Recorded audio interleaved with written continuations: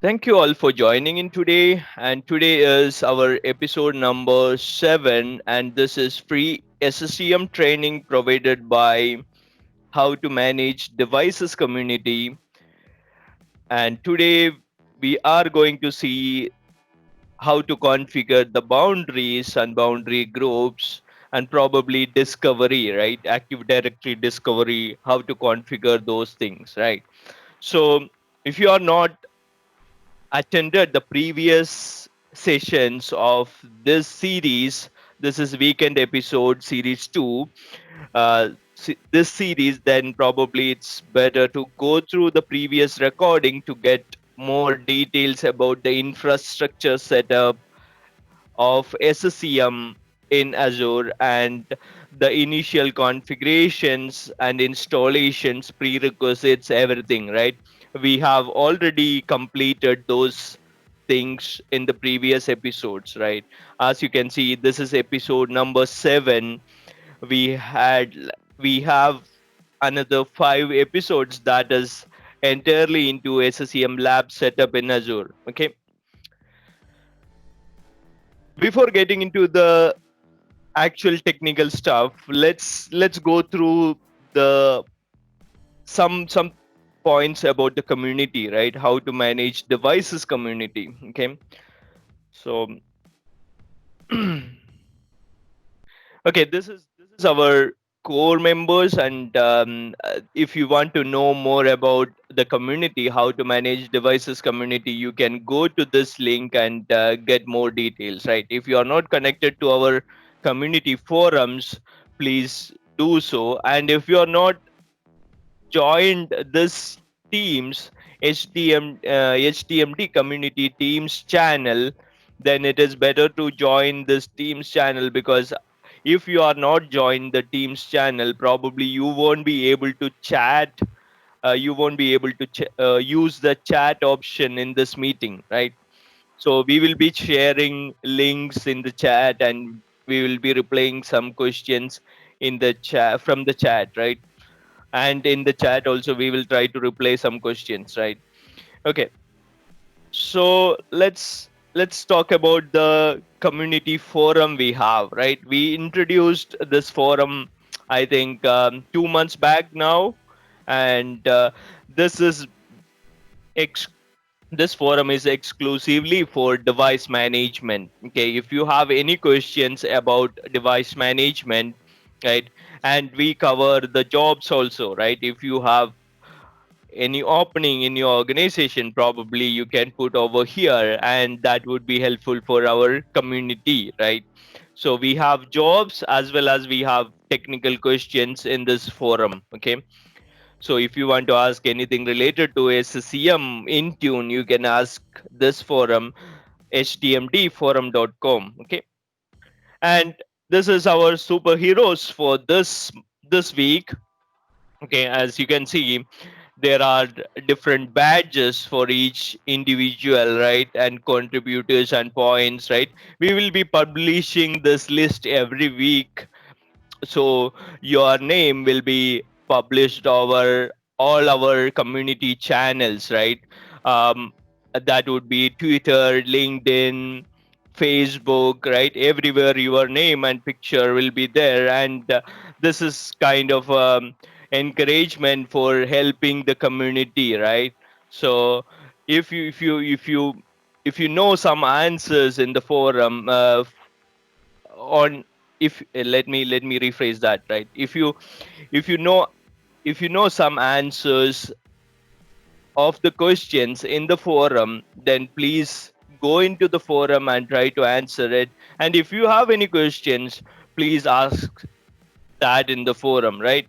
So I normally ask my doubts also in the forum, right? Yes, last week also, I asked something about SCCM console installation trouble, and the forum helped me a lot to rectify some of the issues with that, right?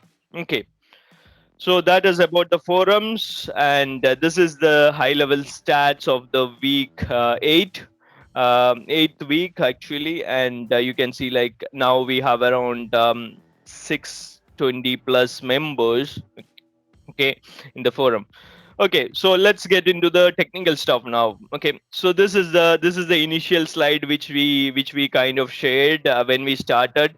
We took a trial version of subscription, sorry, Azure subscription trial, and we started building SCCM environment. Okay, and we built resource groups, virtual networks, subnets, everything in the in the Azure, and we built SCCM and domain controllers over there. SCCM application server, SQL, and domain controllers over there. Okay, and we are accessing SCCM lab through something called Azure Bastion service. Okay, so this is what basically the basic things about the lab infrastructure, right? So let's get into the technical stuff right away. Let me. Okay, this is the architecture diagram, very high level architecture diagram which we use to connect to the lab. Okay, so we are using Azure portal to connect to Bastion, and Bastion will connect to SCCM server. We have SCCM server, domain controller, and clients we have not yet created. Okay, so we will create in the future sessions, and we will install the clients, and we will see. Okay, so this is a step by step SCCM lab setup and SCCM training, right? Okay, so we will cover everything that is kind of basics, from the basics and into advanced kind of stuff we will cover. Last week we did DPMP installation, and we faced some issue with DP package replication, and we were able to solve the issue during the session itself, right? Okay, so let's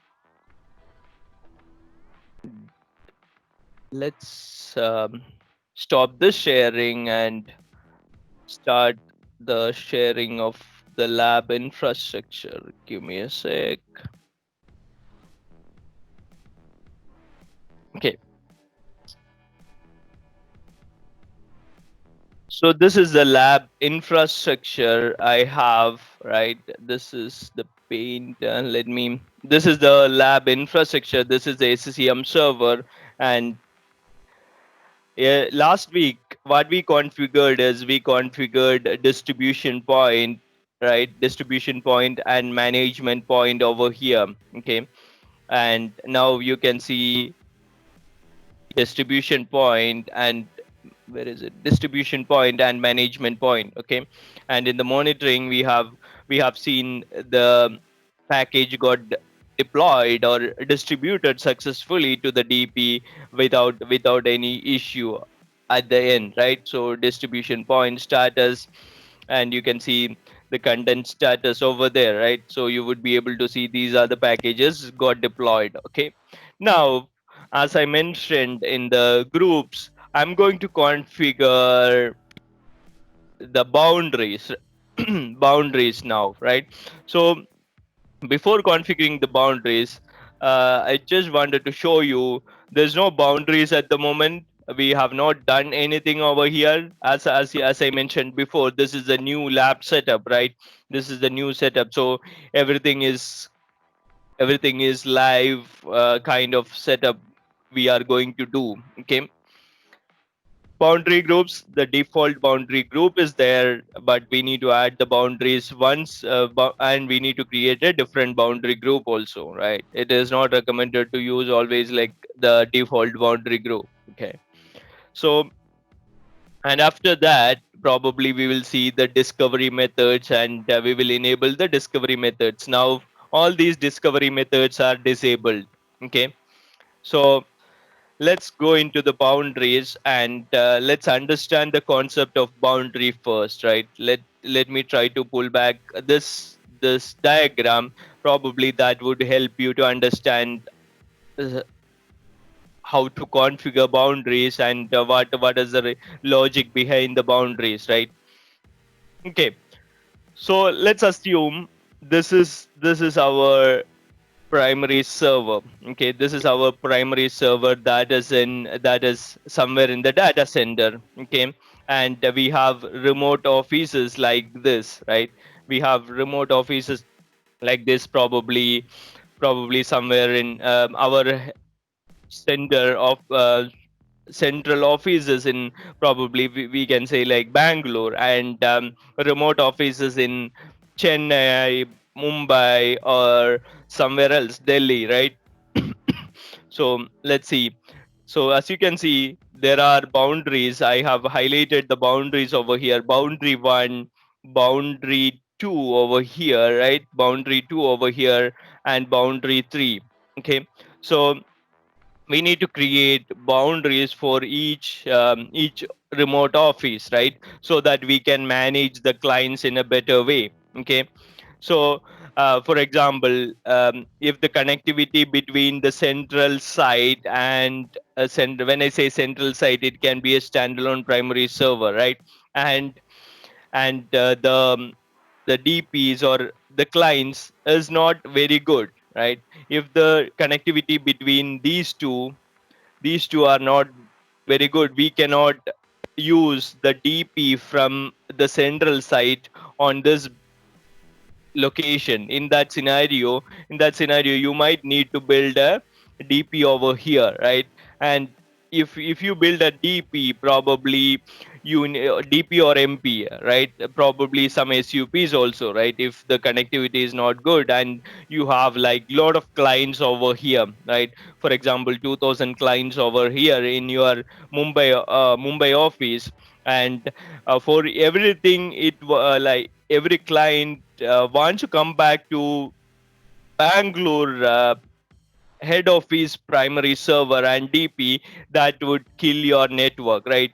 The distribution for content, application content, everything, right? So we need to control that. So the idea is, probably you can build a remote distribution point over here, right?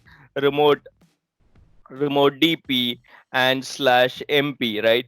That is what we kind of build in the last week, right? We build a MP and DP role, and let's assume that that is a remote MP and DP. Okay, so when if these client in this office, right, as I mentioned, 2000 clients are there. If these 2000 clients wants to access, you want them to access only this DP and MP, then you need to have a boundary, right?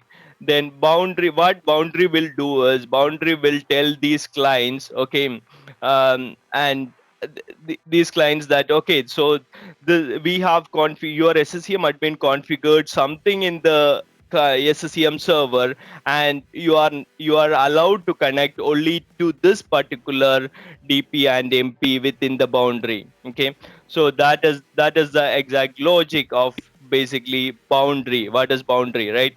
So it is, boundary is nothing but a range, IP range. Okay, IP range, or you can have a AD subnet, but I normally suggest to use IP range. That would give us more control as an SCCM admin, right? Because AD sites are basically managed by some other team. I have seen many issues with AD sites if you use AD sites as boundaries.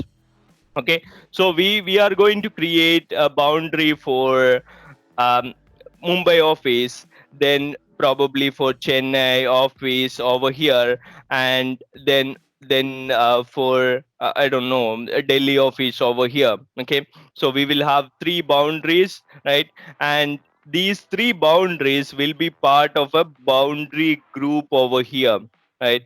Or we can create a different boundary groups for each boundaries if you want, right? So for example, I will try to explain that also, right? So if you have different VLANs over here, okay, if you have for example, this office will have let's assume that this office is having around 10,000 clients. Okay, 10,000 10,000 clients. Okay, and this office within Mumbai, we have three or four offices, right? So every office we will have some one DP, so that the content is locally available, right? And probably a Pixie boot or something you need to use. Then we will have every office. We will have one. DP, right? And then we will have a different VLANs in each office, right? So we will create a boundary for each boundary for each VLAN, right, in that particular office, so that we can control the clients going into one particular DP, that is, or MP, that is in that local office itself, right? So basically, to deep boundaries are to control the policy flow, boundaries are there to control the content flow, right? Boundaries are there to control the SCM client behavior, right? How the client behaves and which DPMP it it will contact, right? So that is basically the boundary, but that is a concept of boundary actually. Okay, but boundary is nothing useful. Boundary won't be useful if we add that boundary into boundary group, right? So if boundary groups, so you need to add all your boundaries. For example, if you have boundary 1, B2, B3 over here in the same office, right? If, for example, all these boundaries are in the same Mumbai location, for example, then you need to add all these boundaries into a boundary group, right? And boundary group is the boundary group is the defining authority to tell client, okay, so let's contact this particular DP, or let's contact this particular MP. Or you can have only one boundary within a boundary group. That is also fine. In this scenario, as I mentioned, we have four different offices in Mumbai, and if you have different DPs in each office, then you will have four boundary groups, and in each boundary group you will have only one boundary. Okay, so boundary groups can be associated with MP, DP, and all, and it can control the client behavior, as I mentioned. I don't know how I explained it. Is it easy to understand, or it is confusing? If you have any questions, please feel free to ask. Hey, Anup, I thought only boundary groups you can associate to the DPs, right? Not to MPs, right? There is something called preferred MP also, right? In that scenario, we can associate that with MP also. So that particular, it will go to that particular MP, if I understand it correctly. That preferred MP, is that something we need to manually configure it like a static thing when deploying the client? No, Oh, that's that will be in the hierarchy settings. I think I will show it to you in couple of minutes. okay. Thank you, Anup. No worries. Any other questions related to boundaries or boundary groups? So basically, boundaries are a set of IP addresses, a group of IP addresses. My preference is always to use IP range for as a boundary. Then you need to have boundaries associated to the boundary group, right? Otherwise, it won't work. The SCCM won't understand what is boundary unless and until you are associating boundaries with boundary groups. Okay, so boundary group is the deciding authority, I would say. It is not the official what you call definition of boundary groups, right? But that is how it works normally. Okay, so let's go into the console. Anup Sujin here. I have a small doubt here. Yeah, sure. When you use the AD site boundary method, even that case also boundary groups are mandatory, right? Yeah, that's correct. Because I have seen in my organization, because I didn't go through well actually, because so the boundary configured over there, and it's not associated with any boundary group. When I checked, it's configured like through the AD site, not through IP address or subnet mask. So I'm not sure how it's working. I need to go through that, but still I'm asking. No, but for example, if you see a boundary 1, for example, and within that boundary, probably if you can see a AD site, right? and that boundary 1 is associated to a boundary group 1, then it will work. Otherwise it won't work. I didn't understand that correctly. If you don't. Okay, so for example, here you can see AD site. You are saying this your boundary 1 is part of AD site, right? AD site 1 is part of your boundary 1. Okay, so okay, let me explain from here. Okay, so this is the boundaries, right? So when I create boundaries, let's say Mumbai office. Okay, Mumbai office, and you are saying your type is AD site. Okay, Absolutely. and Yes. I'm going to select my default AD site.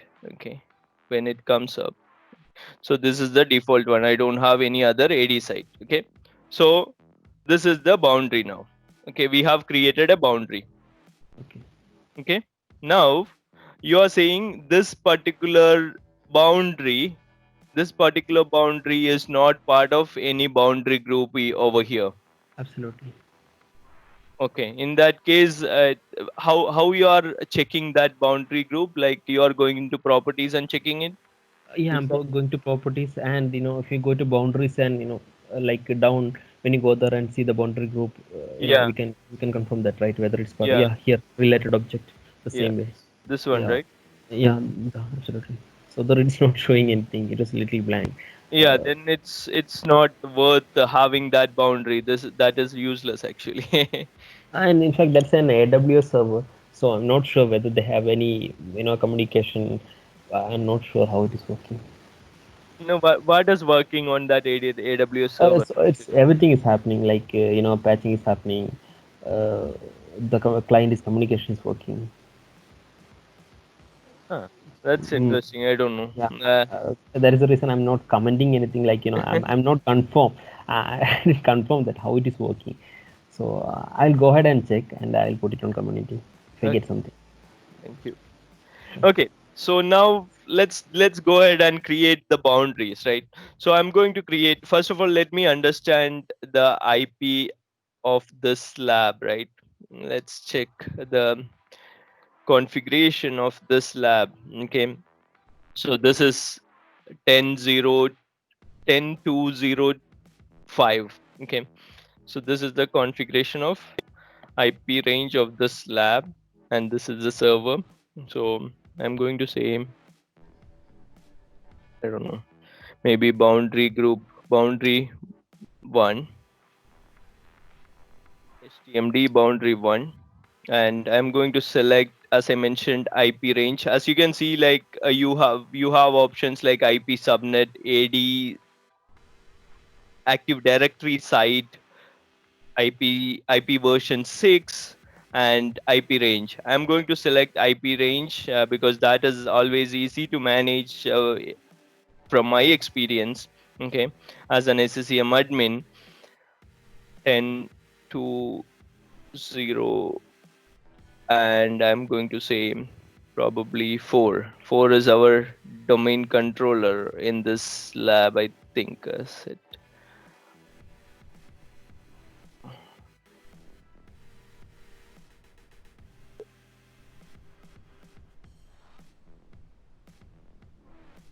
Okay, let me try to ping this and try to find out.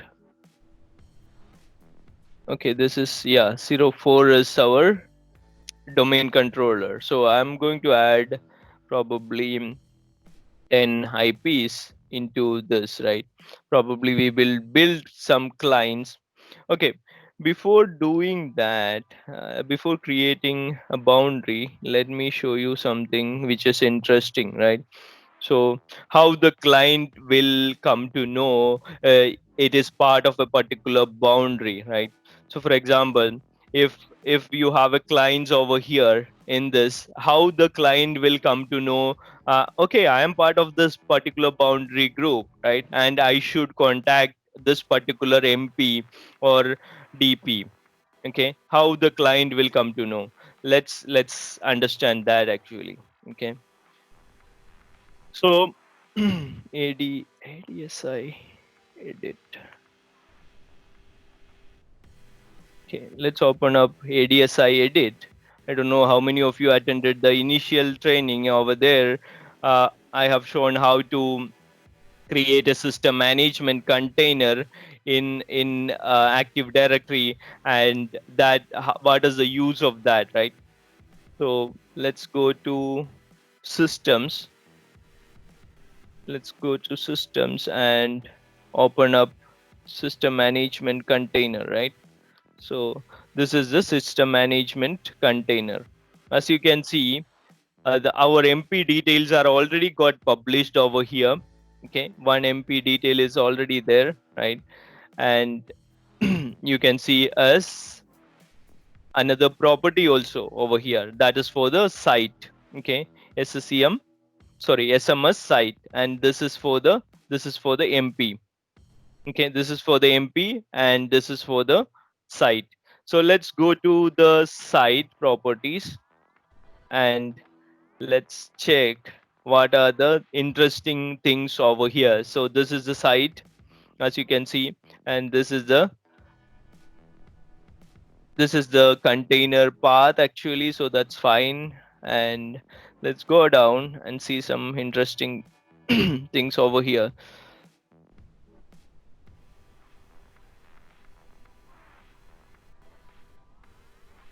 Category, okay, fine. Property metadata, that's fine. Binding form, that's fine.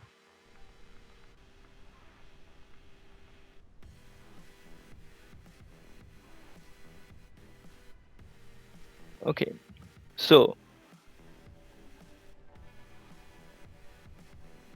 these are the two things which we need to take a look at now, right? Roaming boundaries, site boundaries. So basically site boundaries, right, which we need to take a look at. Now it is kind of blank now, and the site code, you can see this is the site code, right? If the client is assigned to a site code, particular site code, it will know, okay, these are the things applicable for that particular site code, etc., etc., right? So you can see one boundary over there, right? And nothing related to boundaries over there. So you need to take care of these two objects, right? That is MSSMS roaming boundaries and MSSMS site boundaries. Okay, so this is roaming boundaries is none and the site boundaries is not set yet. Okay, so there is no value over here. So let's understand now what is going to happen after our this particular activity, right? So we are going to set up a boundary over here. As I mentioned, I'm going to set up a boundary for 14 or probably 10 is fine. Okay, 6, ideally 6 IP addresses, right? Let's say apply and okay. So we have created boundaries. Okay, now this boundaries won't work like that, right? It should be associated with boundary groups, as I mentioned over here. It should be associated with boundary 1 should be associated to boundary group 1. Okay, so what I'm going to do is I'm going to go to boundary groups. Okay, and now before going there, let's check what happened here, right? We have already configured it. Okay, and let's check whether something happened over here or not. No, not yet. Yeah, right. So let's try to refresh if you don't mind. Yeah. Okay, it's open. Let's close this. Let's try to refresh and let's try to check again. Boundary, not yet. Yeah, right. So let's go into the log files over here and check whether there is any activity in the log files or not, right? Normally check HMAN. Okay, and I already have a post over here, boundary groups and boundaries. What are the things which we need to take care when boundaries are created, etc., etc., right? So that is already kind of explained over here. If you have any anything which you want to go into deep, probably you can watch the recording of this video, or you can refer to the that particular post, right? Okay, let's check boundary. No, no IP boundary. Okay, no IP boundaries are currently published. Okay, no IP boundaries are currently published. Okay, that's fine. This was 128.13. Okay, this is old one. Let's go back over here and say up. This is 11:54:14. Okay, nothing happened. No activity here until now. Okay, so let's let's go back over here and let's create a boundary group now. Okay, now you can create boundary groups from a ribbon button over here, or you can right click on this and you can just create a boundary group. So HDMD boundary group 1.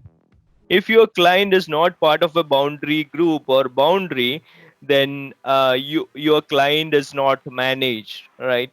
To manage a client, you should have a boundary group. Okay, so this is the boundary for HTMD devices. So this is where like description will help you to understand which IP ranges we are using, what is the which office we are covering over here, etc., etc., right?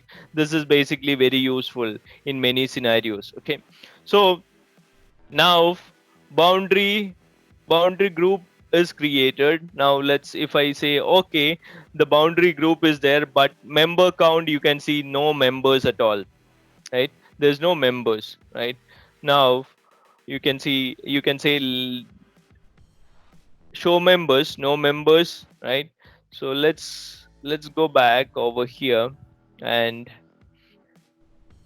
boundaries. Okay, let's go to properties again, and now you can see a lot of options right over here: references, relationships, options, security, etc., right? Now let's add a boundary over here into the boundary group. So we have created a boundary that is called boundary 1, HDMD boundary 1, and this is the details of that particular boundary IP range. Okay, now I'm clicking on OK and apply here, right? I will come back to the all the other pieces in a bit, right? Let's see what is happening in the log file and all the other things, right? So something is happening over here.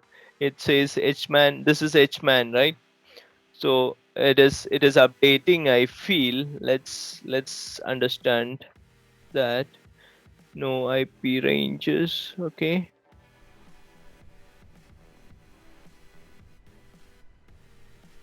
Removing. Okay, boundaries, active directory.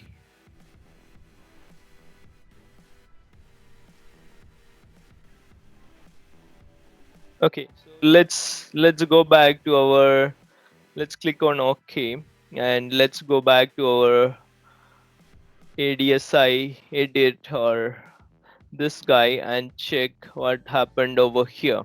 Okay, so this is the property, and you can still see there's no boundaries, right? There's no boundary entry added to that. Okay, so still it is blank. If I could see that again. Okay, so this is still blank. Okay, let's see what is going to happen in some time, right? Let's understand. in the background, right? So is there any update in the other log files? I don't think so. There's nothing much useful. Okay.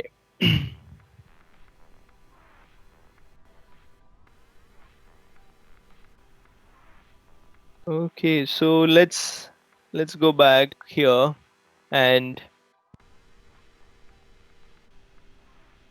so now we have boundaries and boundary groups. Now let's see what are the options over here. References, right? References, you can see you can use this boundary to assign to a group, right? Site assignment. So this is basically you are saying, okay, this boundary is assigned to a particular site, right? And this is we only have one particular site, that is HT1, and we need to assign that particular boundary to this particular site, right? So we are as not boundary, right? Boundary group, right? We can only assign boundary groups to a particular site. Okay, and this option is very interesting option, right? And you can see select site system server, specify the site system server that are associate servers that are associated with the boundary group, right? So, which client should use for policy and content, right? So, whenever it says policy, that is MP, right? Whenever it says content, it is DP, right? So, this particular site system will be used for MP and DP for this particular boundary group, right? So, for example, if I go back to this particular example, I'm creating a boundary group one. I have already a boundary one. Then all the clients in this location, in this office, will only contact this particular MP and DP, MP and DP for that, for getting policies and getting content, right? So let's go back here and add our site server. So that is the primary server itself. We have MP and DP over there, right? Let's add that. Okay, and click apply. So this is very important settings. If you don't configure this, probably your client won't work appropriately, right? It won't work actually. So you need to configure this, okay, for each boundary groups as per your requirement. Probably you might have lot of sites over here if you are using a CAS or something like that, right? And you have different primary servers or something like that, right? So select the appropriate one, add the appropriate um, DP or MP sites system server over here. Otherwise, like if you do it wrongly over here, right? For example, if you add the site system for this boundary group, right? Boundary 2, if you add the site system of boundary 1, then all the clients from Mumbai will directly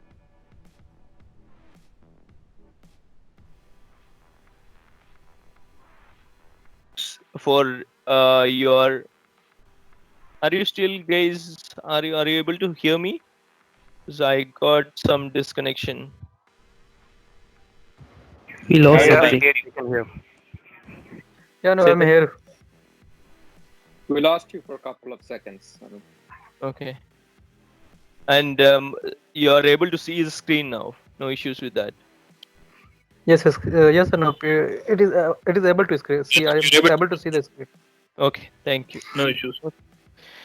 So we need to be very careful about the boundary groups and boundaries and boundary groups and the site assignment and site system server assignment, right? So for example, as I mentioned, if you add the Chennai boundary groups, for example, or Delhi boundary groups to a site system which is located in Mumbai, then all the clients from Chennai and Delhi will contact this particular site system server for content policies and all. That will create a lot of bandwidth issues and other issues, right? Okay, so that you need to be very careful.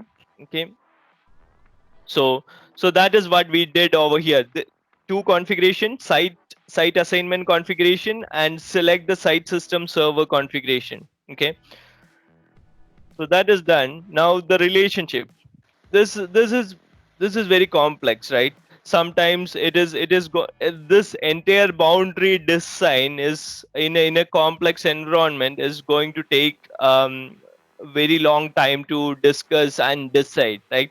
So ideally over here, for example, you are setting up the fall. If you're not speaking, can you please go on mute?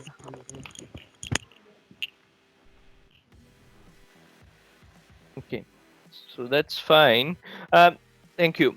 So if you are okay, so you need to be very careful about fallback options also, right? So if you have not configured the fallback appropriately, your clients will fall back to the different boundary groups, right?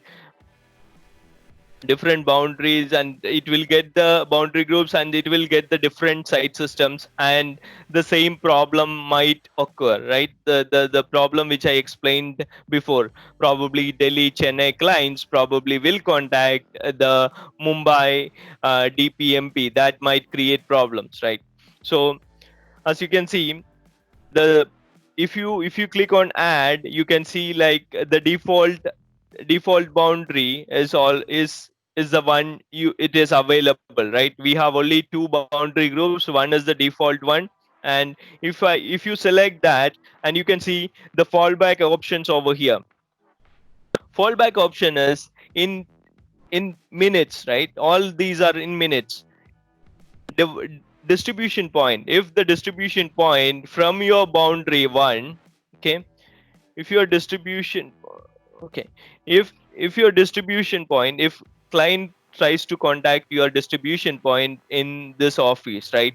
And if the distribution point is not available, or management point is not available for that particular client for 120 minutes, then it will fall back to the default boundary in our scenario, right? For example, if we set up something like Mumbai, sorry, Delhi boundaries, right, as a default fallback boundary, then what will happen? All these clients will contact the Delhi DP, and it will try to download the content from that. So it should go through a long WAN network, right?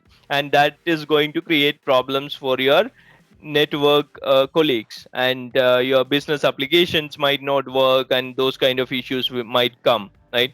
So to avoid that, you need to be very careful when you configure the boundary groups and fallback options, right?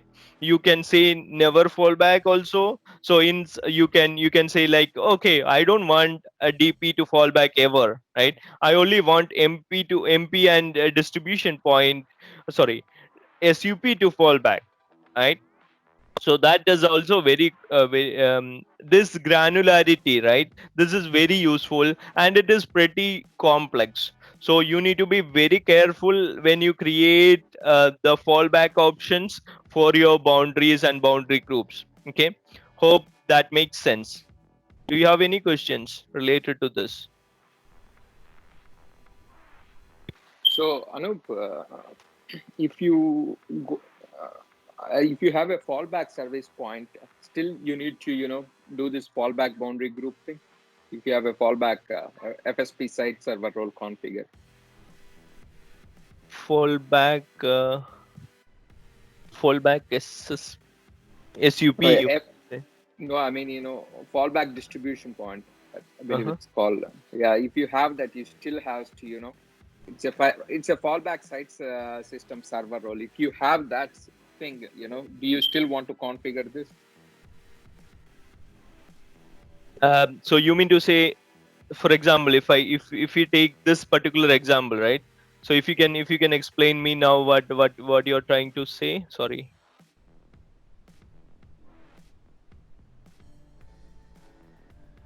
are you still there? Yeah, I'm there. If you go to site server, if you go to, for example, in the Mm-hmm. site servers, you have like, fallback status point, right? FSP. Fallback status point. Yeah. Yeah. So if you have that fallback status point site server role configured in your environment, Uh-huh. still do you want to do you want to configure this fallback within the within the boundary groups? Yeah, that is different. Okay, I got you. FSP and this one, you're Yeah. getting you.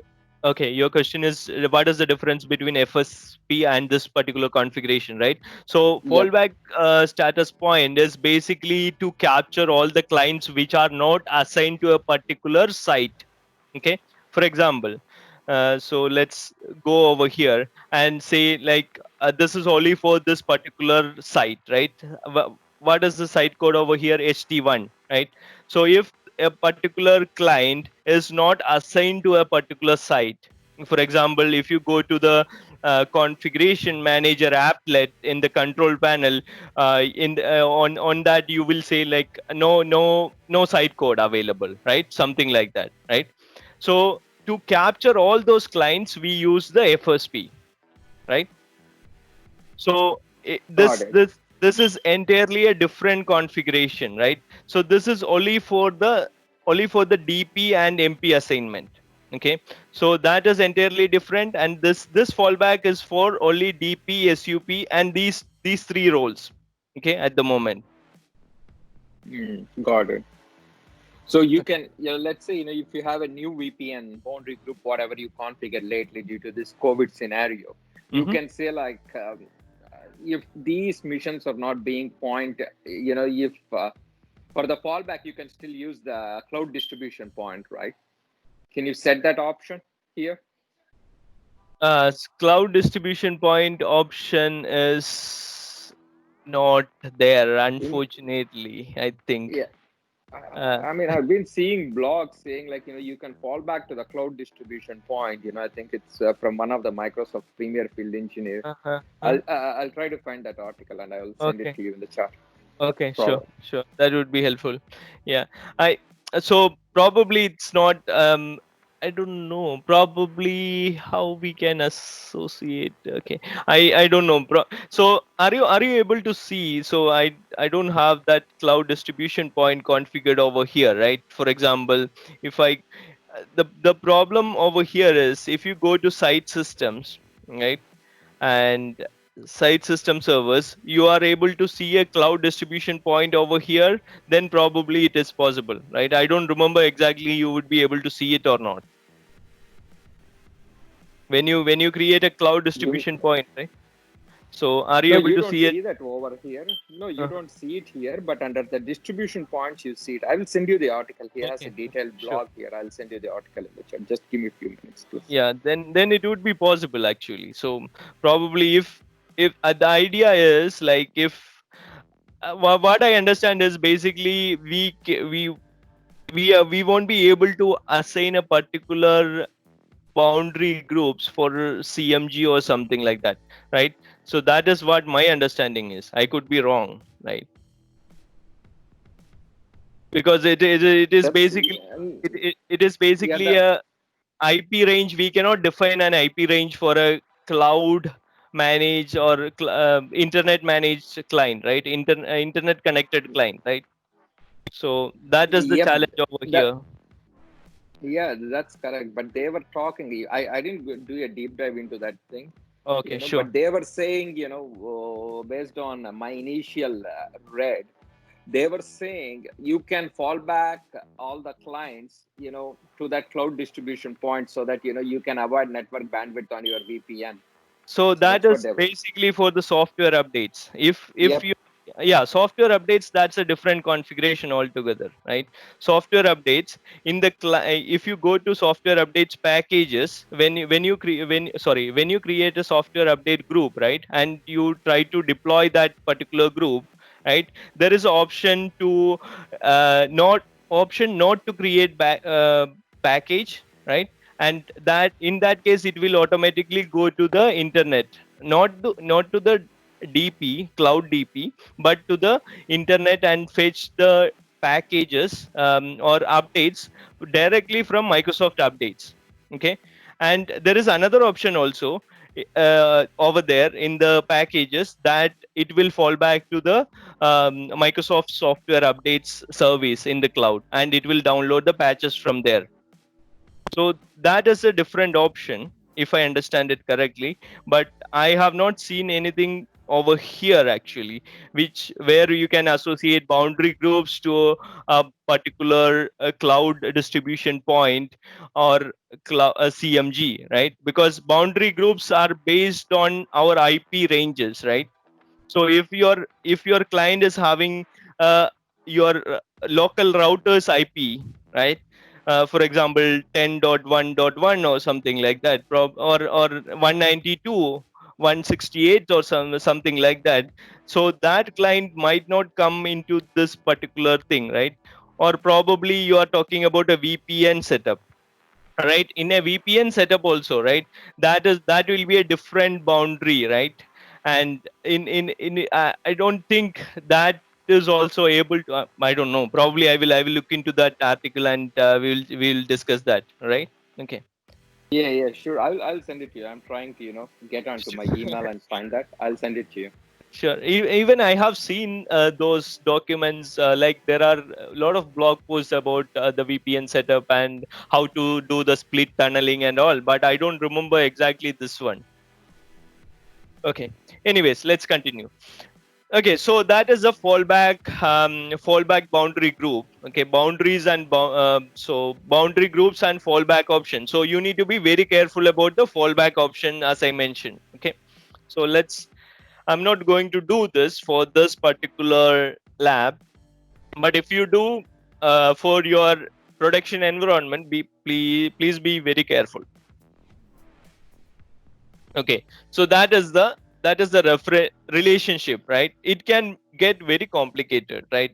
These relationships and all the other stuff, right? So you need to be very careful about that. And this is another interesting option, which is very useful in many scenarios, right? So allow peer downloads in this boundary group. Okay, this is pretty useful option.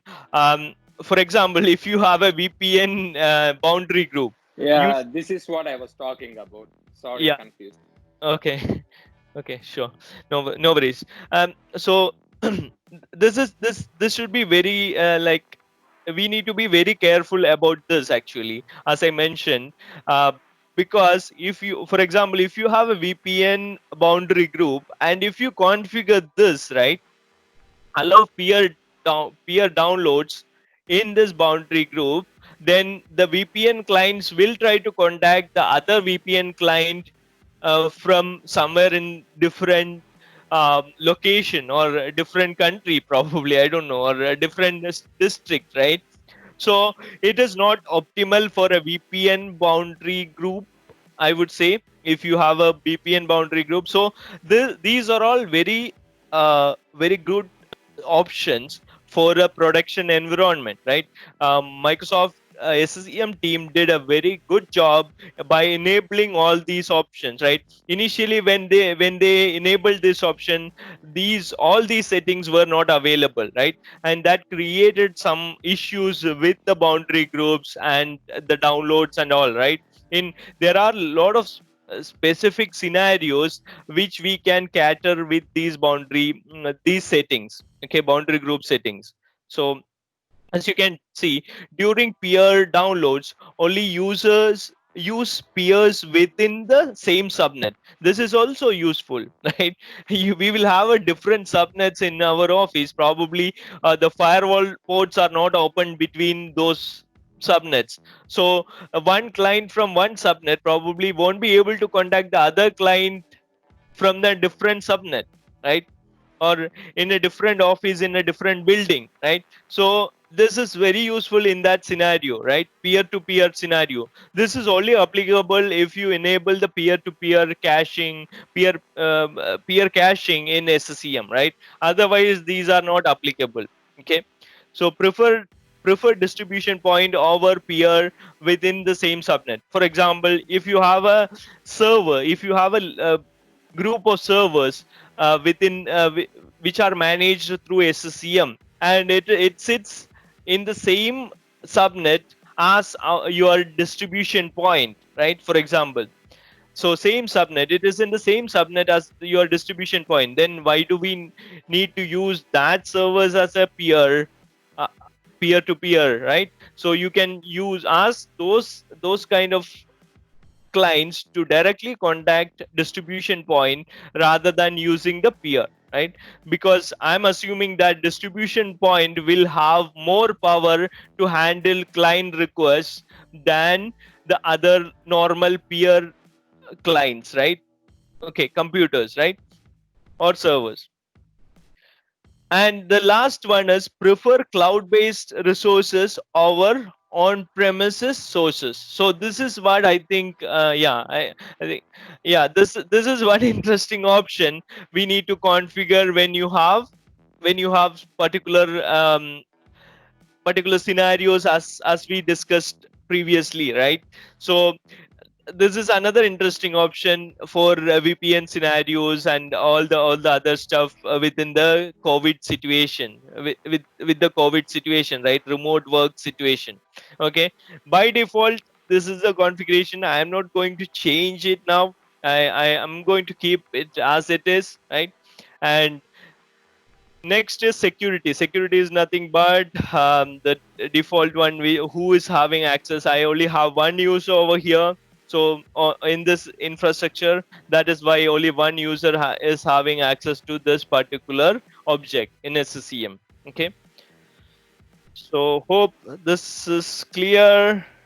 Now we have boundaries and boundary groups, right? So let's go to the options. Let's Can you go to Active Directory site edit and see if any yeah changes has been made to that, Anup? yeah I'm before that I'm going to check the publishing options, right? So okay, specify the domain controller. I think publishing is options are fine. Okay, so this is another interesting option, right? So Active Directory forest, and if you go to Active Directory forest, and you would be able to automatically see this is the domain which we use to build the primary server.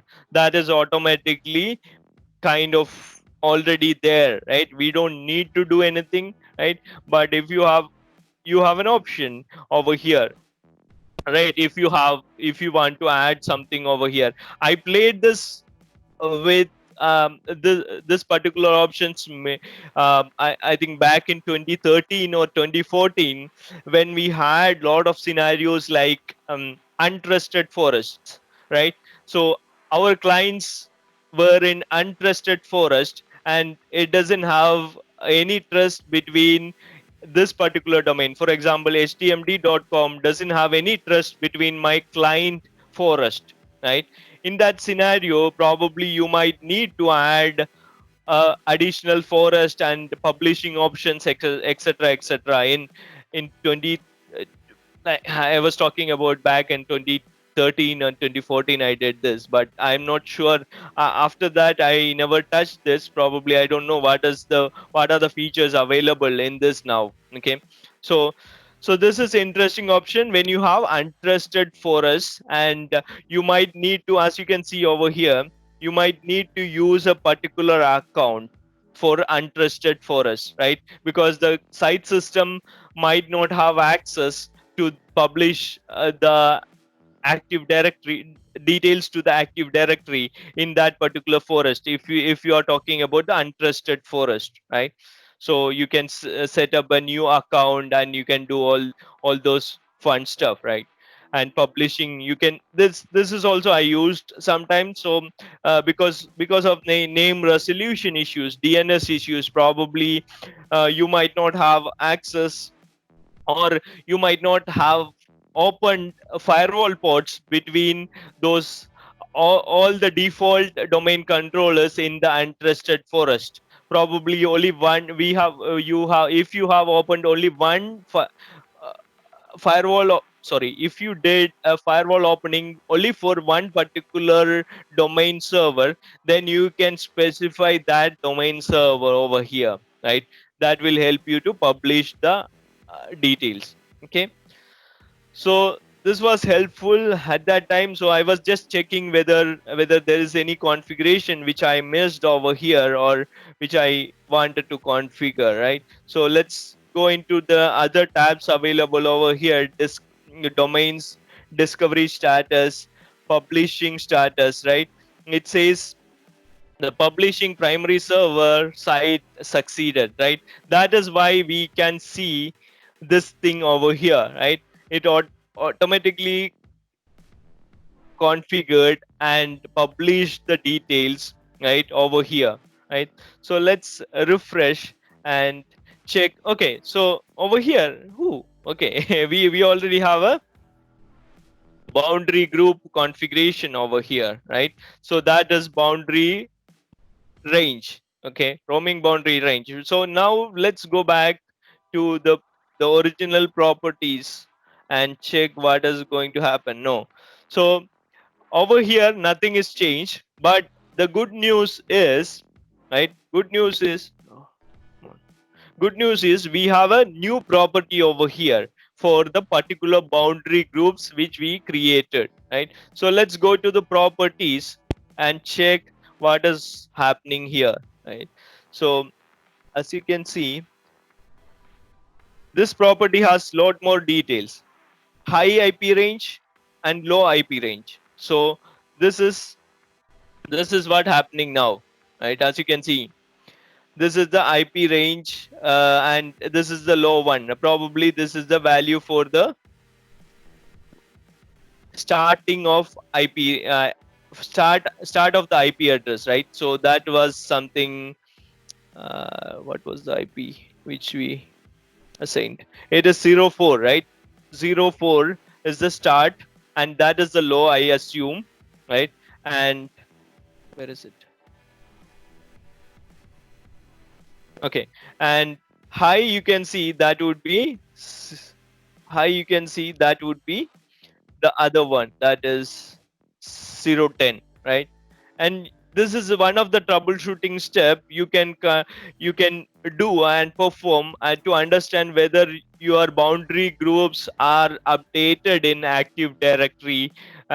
active directory or not, right? So I I'm already mentioned.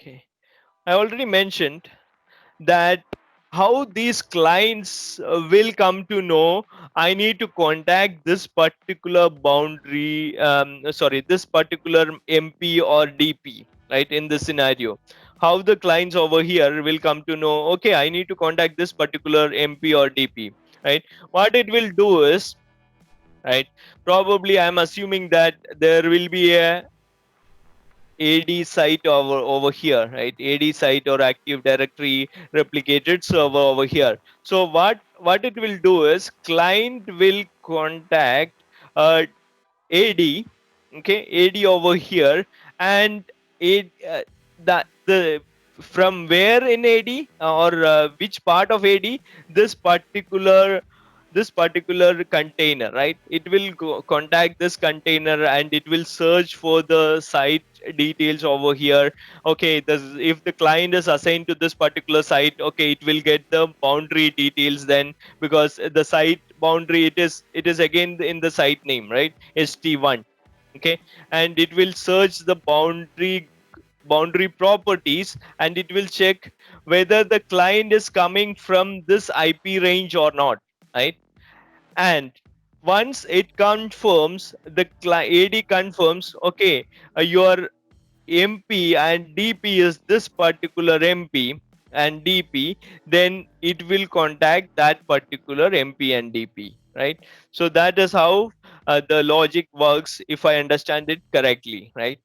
Okay, so that is the significance of the boundary groups. So you need to be very careful. If your clients are not part of any boundary group, then your client is not going to work, all right? It is not when I say not going to work, your application deployment or policy deployment might not work. Okay, So let's check, is there any other interesting attributes in this particular object, right? Boundary groups, boundary category, name.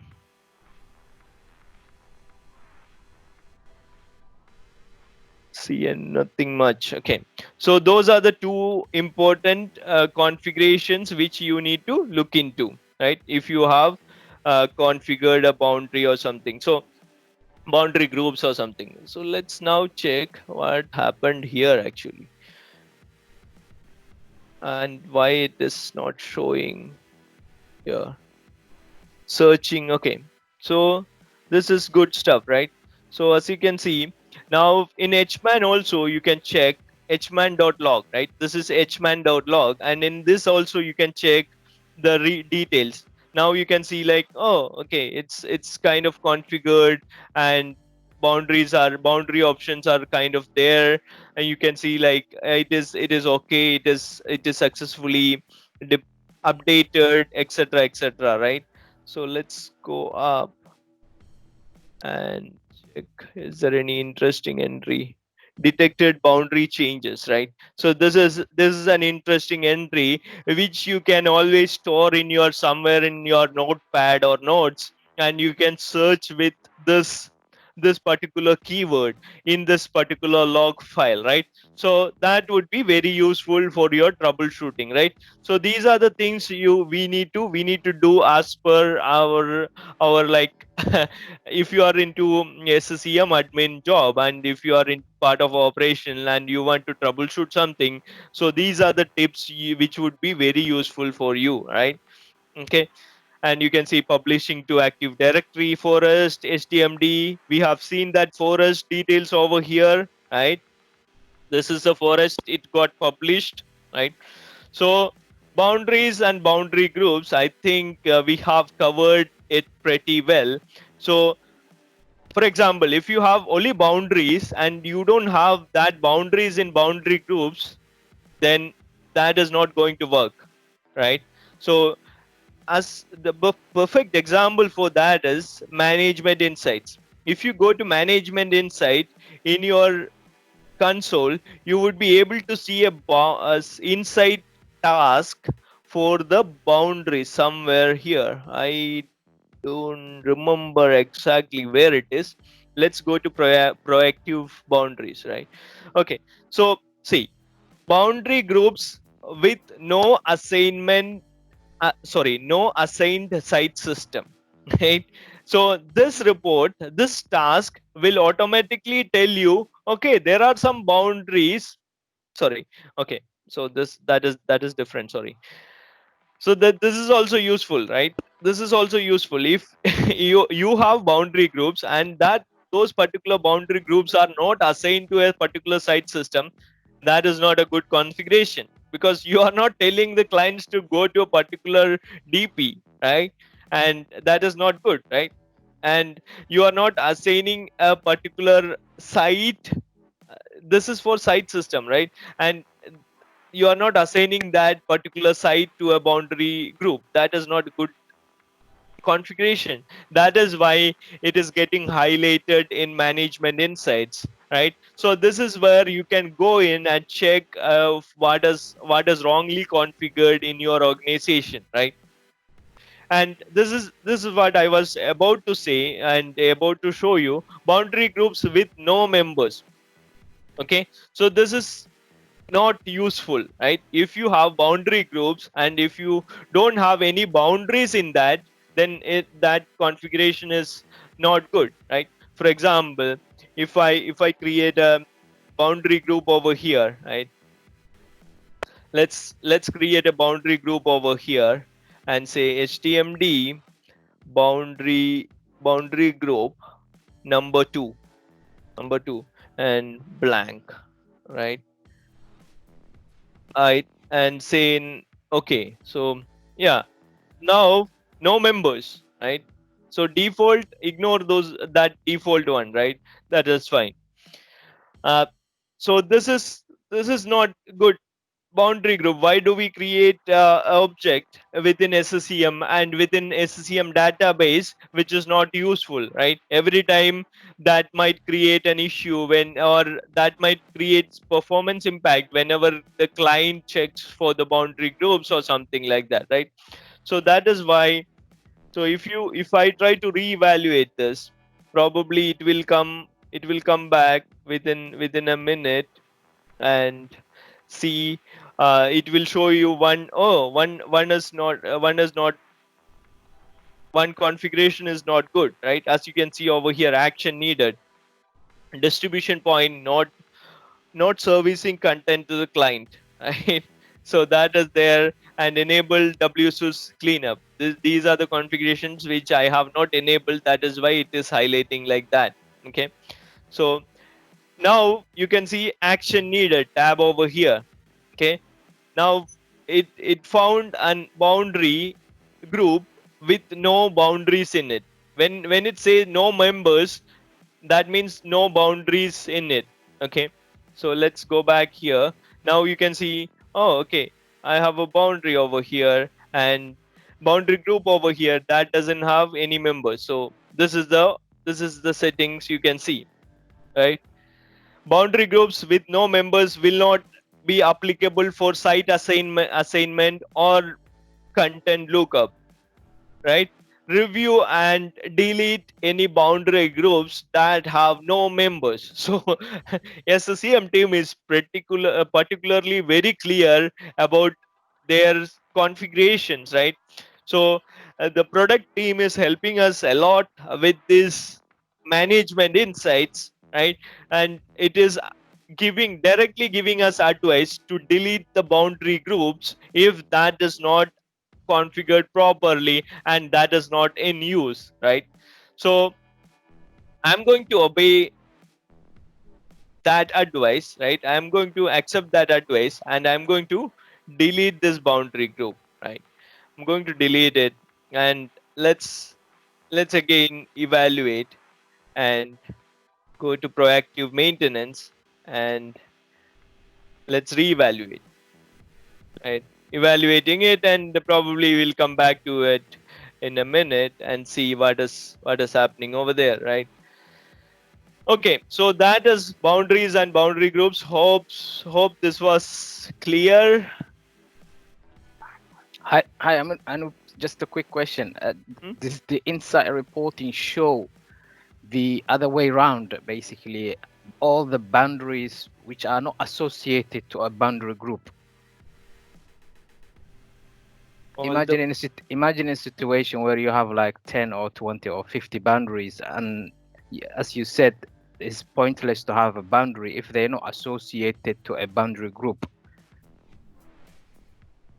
Yeah, that's correct, right?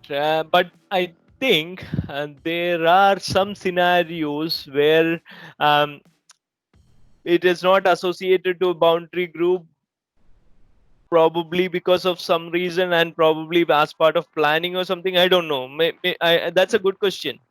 I have I have seen some discussion about that, and there is a particular reason why that particular action or that particular rule is not part of this management insights. I Oh, don't know okay, all right. whether there is um, user voice item. I don't know whether it is there in the user voice item or not. There could be a particular reason for that. Yeah, that's a good one. Yeah, thank you for highlighting that. Yeah. Hmm. Yeah, thanks. Okay, so let's go ahead and see what happened over there. Proactive maintenance and completed. Now there's no issue with that, right? So action needed tab doesn't have boundary groups, right? Which has no members. Okay, so that's a good one. And now let's go to the discovery method, right? Discovery methods. I explained discovery methods previously when we had a when we set up the initial SCCM and previous episodes. Okay, so let's go through that in details now, right? Again. Okay, so now, for example, right, let's take this particular example and remove all these boundary stuff, right? Let's remove all those. Okay, now let's assume we set up a new SCCM server over here, right? And we have an active directory also. We have an active directory here, right? It's already there. This is new SCCM server, and we have an active directory also. And SCCM server doesn't know like how many clients are there in your organization. It doesn't know like how many clients are there in your um, Mumbai office, right? And it doesn't know like how many clients are there in the Chennai office or Delhi office, right?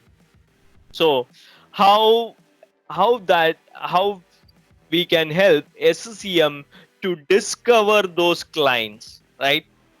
So that is what the discovery is basically. So this this is the let's assume all these clients are part of a domain, right? All these clients are domain join devices, right? All these Windows 10 devices are domain join in all Mumbai office, in all Chennai office and Delhi office. But SCCM is not aware of that, those clients at the moment, because we just installed the SCCM and we are planning to implement the SCCM now, right? So let's go back over here and see our collections, right? And see how many devices are there over here, right? Only one device, right? That is our SCCM server over here. So that is only device, and SCCM is not aware of any other devices in your infrastructure or in your entire office environment. So now you need to configure a discovery method to find out which are the devices or which are the devices available in your office, right? So once you configure the discovery from SCM to AD is our resource over here, right? AD is our resource over here because AD, we assume that all these devices are as AD joined, domain joined, right? Then AD will have all the details of resources, and that is very authoritative, and SCM can take AD's help to understand the entire office infrastructure, right? And entire client infrastructure. How many clients are there in particular office? How many clients are there in other particular office, etc., etc., right? From AD. And what we are going to do is we are going to do this connectivity, right? This discovery connectivity now, right? From SCM to AD, okay, to understand which are the clients which we need to manage from SCM. Okay, so let's go there and minimize all these things. Come on. Okay, let's go to console and let's go to administration, and again go to the discovery. It's under hierarchy set configuration. Okay, and now you can see many discovery options over here. So if you don't have AD, if you don't want to use AD, probably there is something interesting over here, right? Network discovery. You can discover your entire network and understand which are the devices having an IP address. Probably this will return back if all the ports are open, all the communication is open. This will return back all the devices which has an IP address, right, in your network, within your network. Okay, so this could be very dangerous in many scenarios. So I never used it in any of the organization I worked. Right, I don't recommend you to use it anyways, right? this is this is not very useful, right? But probably there could be some particular scenario for some particular big organization, they wanted to use it and they still use it. That is why probably Microsoft is keeping it. I don't know why they are keeping it, but we don't use it, and it's not recommended to use this. Okay, so that is network discovery. That, as you know, like, it is for discovering all the devices which has an IP address. Okay, just IP address. If that particular device has IP address, probably it will try to discover that. SCCM will try to discover that IP address and try to create an object, right, within SCCM database. Okay, so I forgot one thing over here. Now, if I go back to this diagram, AD has all the records, right? All the records of those devices in Active Directory database somewhere, right? So let's go to AD dsa.msc and launch Active Directory, and let's see computers, right? Only one computer is there, but if you go to domain controller, the domain controller, you can see all these details are already there in Active Directory. So for example, if you have like thousands of computer over here, then probably SCCM can discover all those computers. Now in our scenario, we have only one computer which is not there in SCCM. Now that is domain controller. Now after running the discovery, this domain controller will appear in our device collections. Okay, so that is what we are going to do. So in your scenario, if you have like thousands of devices in AD, and then you enable as Active Directory system discovery, then it will find all those devices, right? And same applicable for the users also, right? For example, users, right? I can see like one user is there, and I have seen like there is another user, HTMD user over there. There's another user, that is HTMD domain, right? So if you enable, now SCCM is not aware of all these users, and it doesn't have any clue what is this users, etc., etc., right? So SCCM needs to create some reference for these users also. For example, if you want to deploy a particular application to users, then you should do this discovery first, right? That is what we are going to do with Active Directory user discovery, right? So it is pretty clear, right? Active Directory user discovery will discover the users from Active Directory, and it will create an object in SCCM database. Okay. So now if you see the assets and assets and complaints workspace, users, right? So no users here, right? So nothing discovered yet, right? So we are going to do that now, and that is same for the group discovery, right? It will discover the groups basically, right? If you want to discover the groups, you can use this also. Okay, that is also useful in many scenarios. Okay, so let's, I don't know how many of you know heartbeat discovery. That is basically enabled by default. We discussed in the previous episodes. This is basically to know the heartbeat of the client, whether the client is alive or not, right? So this is pretty much useful. Useful. I don't recommend to change anything within this discovery, right? uh, Keep it default. 1 week is fine. That is the best recommended option by Microsoft. That is why they are keeping it like this. So let's keep it like that. So this is to find out whether the client is enabled, client is alive or not. Once the SCM client is installed, this is pretty much useful, right?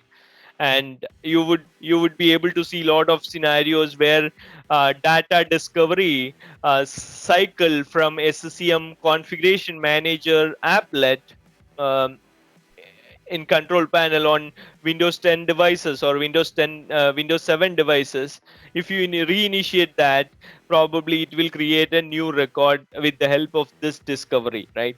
So we will come to that in later episodes, but now uh, this heartbeat discovery is just to understand whether the SCCM client is alive or not. Okay, so that is already enabled by default. Whenever you install SCCM, it will be enabled, so you don't need to do anything with that. Okay, you should not do actually. So let's enable user discovery first, right? So let's check the log files first. Before, what is the log files available here, right? Let's sort is also another important tip over here, right? Sometimes to actually find out logs, I use name sort with name. Sometimes for the troubleshooting, I normally use sort with date modified, right? So when we troubleshoot and when we initiate something, you will come to know, okay, so this is the latest updated log file, and something happened this particular with this particular component. Let's go into that and check what has happened over there when I initiated the sync or something else, right? Do some activity from the server or something. So this is another tip which I normally do when I do troubleshooting or enable some new features, etc., right? So name is good thing for when you enable new features, right? So here we are going to enable Active Directory related stuff, right? So I'm going to sort this log with name and trying to understand what is this log file and what is this AD control log file and what is this AD service log file, etc., and other logs are kind of missing now. Probably it will come up later, right? So Active Directory user discovery logs, system discovery logs, those should come up after we enable this. Let's open this one and check what is this, right? Another tip for reading the log is basically this one, right? This component section will tell you like what is it this exactly, right? So AD service monitor, right? And you can see what is happening here. AD service, it is checking the AD service, etc., right? Okay, and what is this admin service? That is not related to AD at all. So let's see what is this actually, right? So this is also nothing useful at the moment. It says like AD service, right? Okay, so now let's enable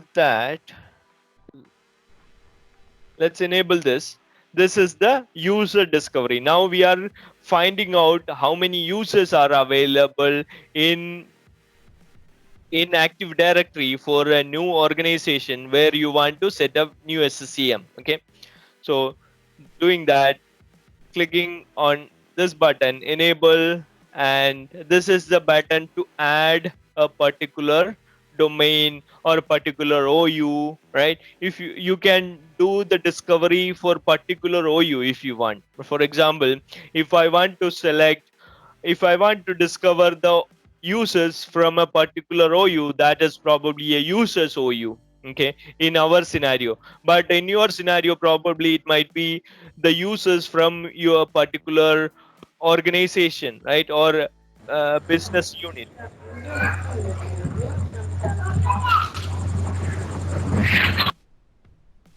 Okay, thank you for that. Um, so, so what I'm going to do is I'm going to browse this, right? That is the best option.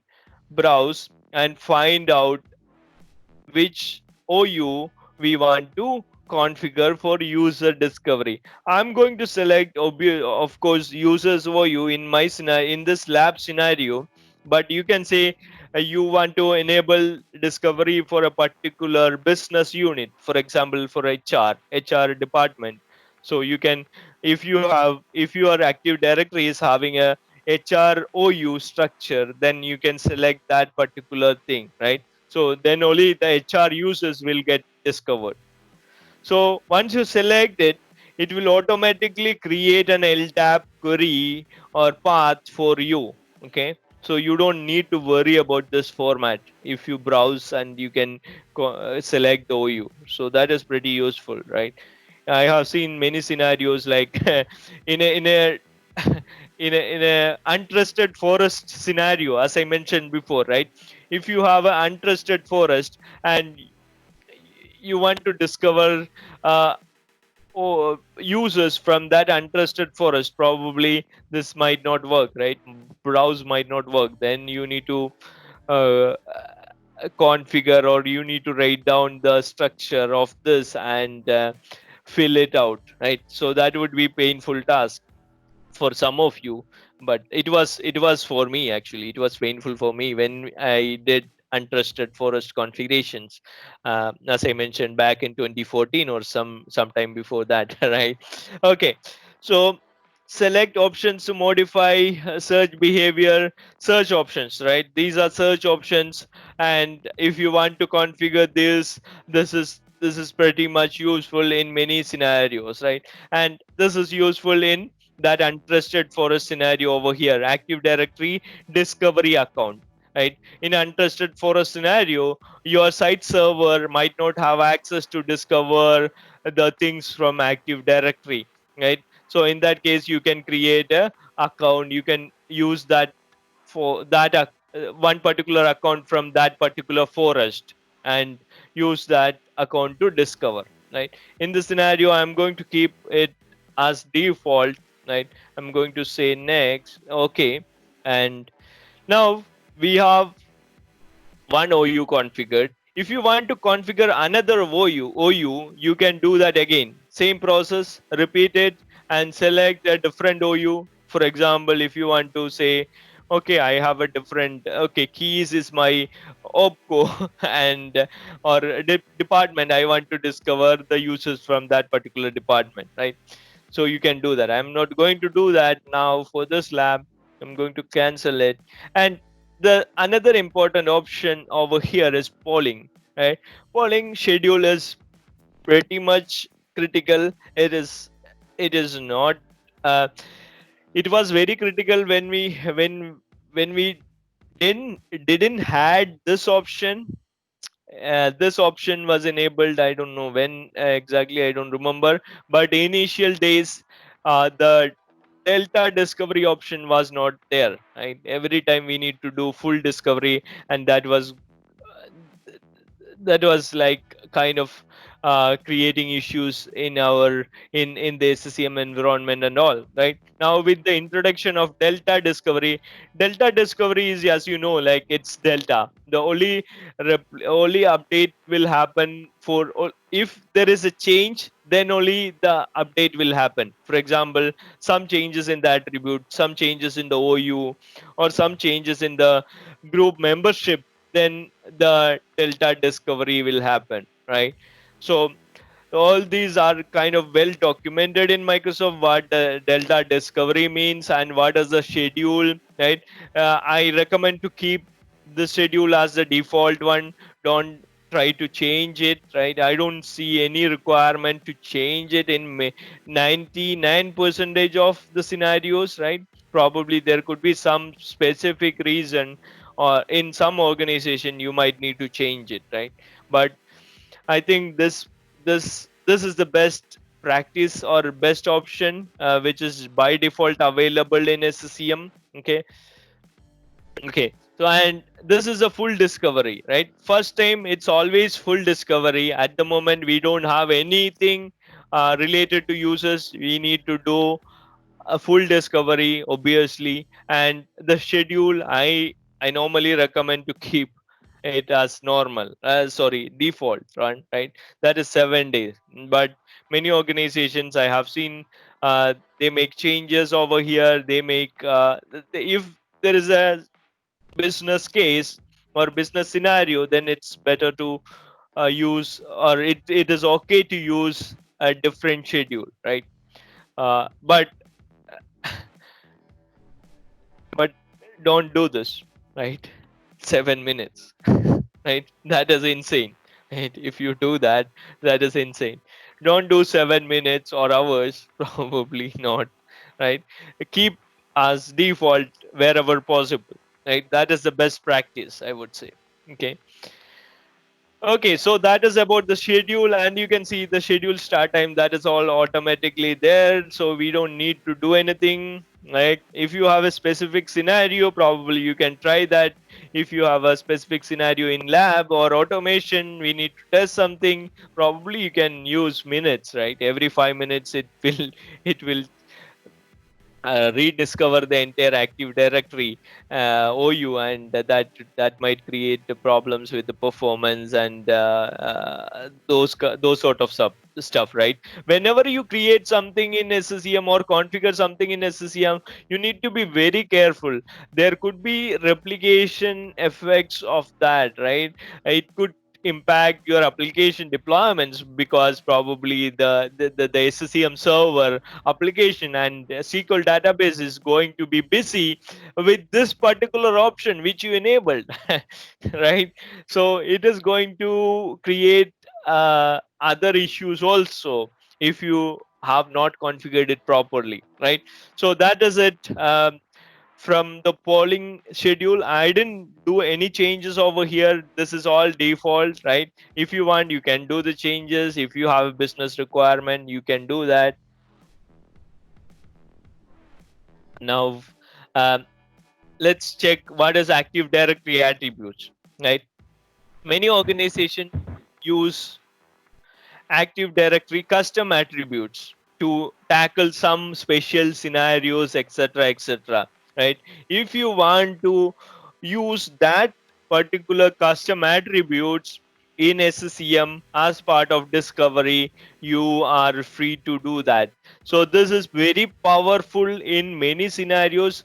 I personally, I have not used it, but I have seen organizations and people using this option also. Okay, so if you have a particular attribute, you can do that. For example, you can add it, etc., etc., right?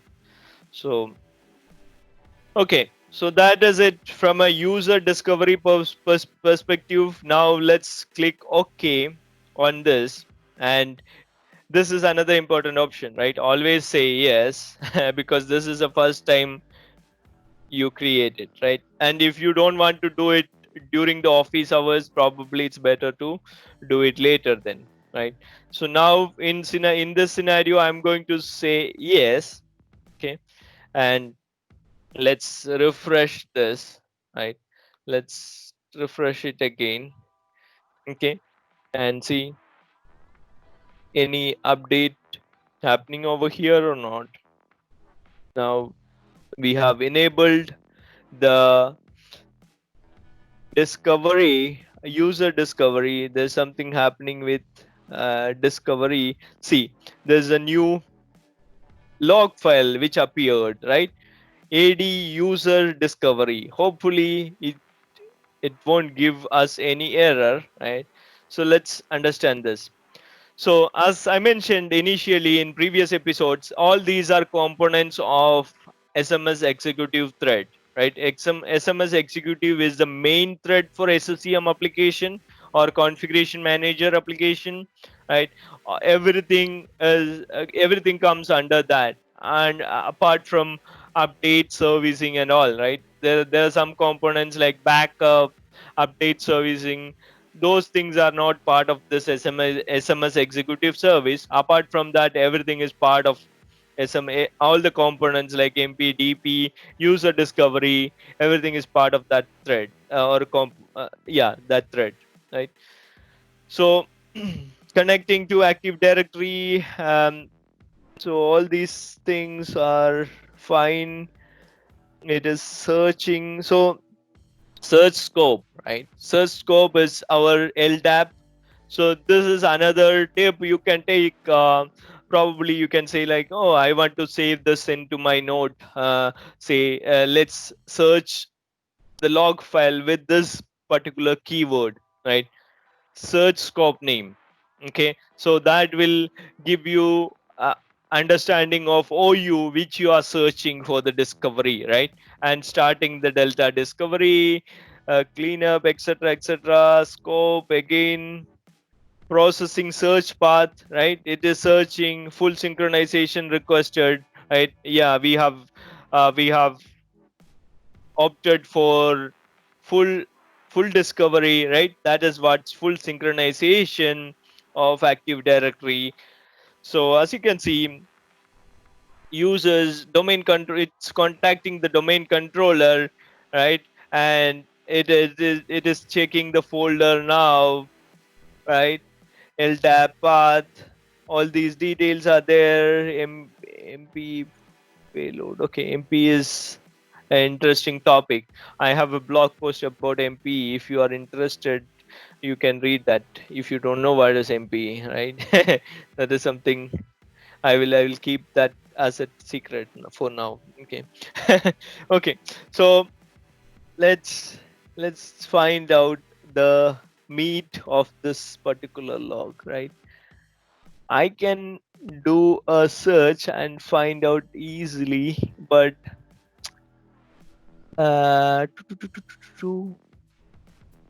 okay, let's do that, right? Shutting down. Okay, I did miss that. Let's do this way. Uh, okay, now let's.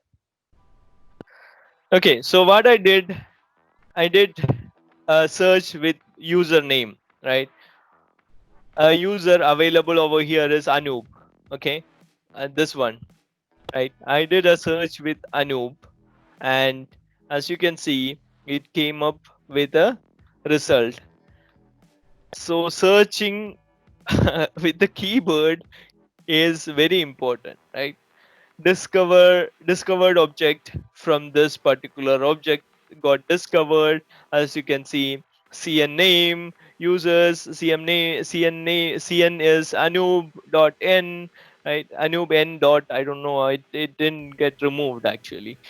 We had an interesting discussion about the dot in the previous episodes. Okay, so user one got discovered, right?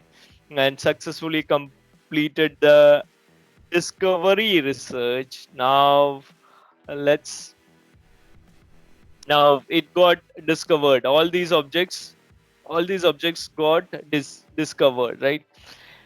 One user right, is ignoring this particular user because the account is disabled. This is another important thing, right? If the account is disabled, the SCCM will not create a record in its database, even though it is in Active Directory, right? So let's go back to SCCM console or configuration manager console and see which are the users available now, right? So let's go to assets and complaints and see how many users are there, right?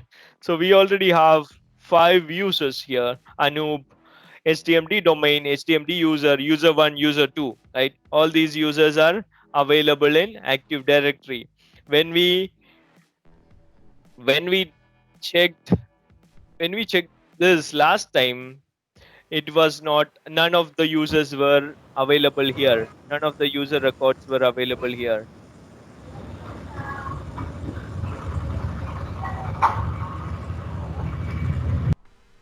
Okay, so thank you. Um, okay, so now we have discovered the users, and you can see which is the log file for user discovery, right? And that is AD user discovery. And let's go to this blog post, and you can see the blog post about the Active Directory system discovery, right? In that I have explained how to do the system discovery step by step. So if you want, you can refer to that also, right? And you can see the log file references also in the blog post, so you can see that, right? Shutting down, etc., right? Now let's go back and see, um, See the log file, right? Remember the log file AD user discovery, AD USR, that is user DIS discovery, right? Now let's do a system discovery. Okay, administration and system discovery. Same thing.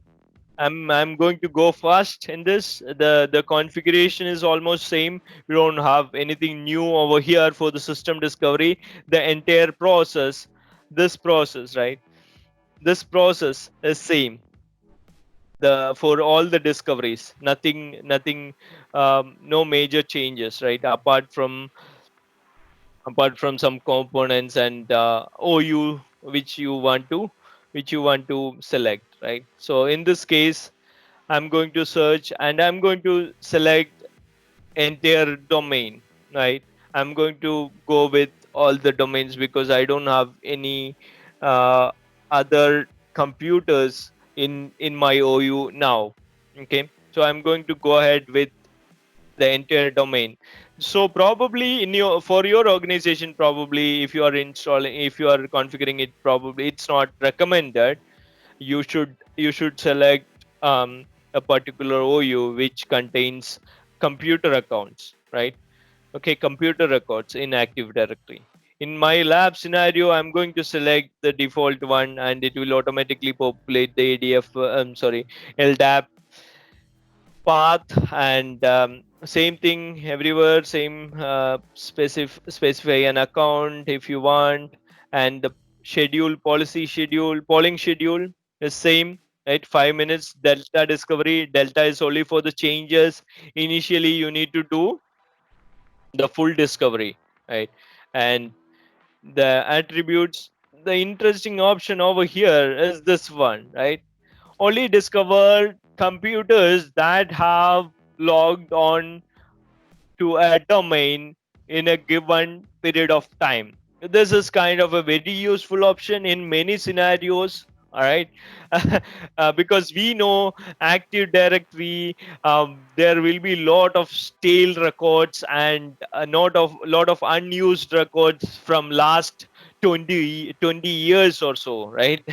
So that normally creates lot of issues with SCCM, a lot of duplicate records, lot of unused records available in SCCM will get created in SCCM, and that might impact SCCM performance also. Each record is a table entry, right? In SQL database. And when a table search comes into picture, and when it comes to performance, each entry is going to create a bit of delay, like probably a million seconds of delay. But if you have thousands of missions or 10,000s of missions or 100K missions, right, then that makes lot of difference. Okay, so that is why we have these options, right? This is pretty useful in old organizations and all, where you have like 20 years old Active Directory, and you have like thousands or hundreds I don't know, like 10K, more than 10K devices, etc., etc., right? Okay, so I'm not going to configure this for our scenario. So just okay, click OK and say full discovery. Yeah, I want to do the full discovery. I want to discover all the computer objects as soon as possible. Okay, click yes. Now let's go back to our friend logs folder. If you are not speaking, Anup, I have a question here. okay. Anup, in the system discovery, there is an option to exclude some particular OU. Uh-huh. In my case, I have enabled the complete OU Mm-hmm. the way you did it, but I want to exclude some particular OU from that list. Can you go to journal once? Okay. Can you open this? Yeah. So there is an option, select the sub container to be excluded from directory. Mm-hmm. So what happened is there are a couple of machines which were discovered in SCCM, and I need to exclude some particular OU. So when I have excluded that particular OU, those machines did not got removed from SCCM.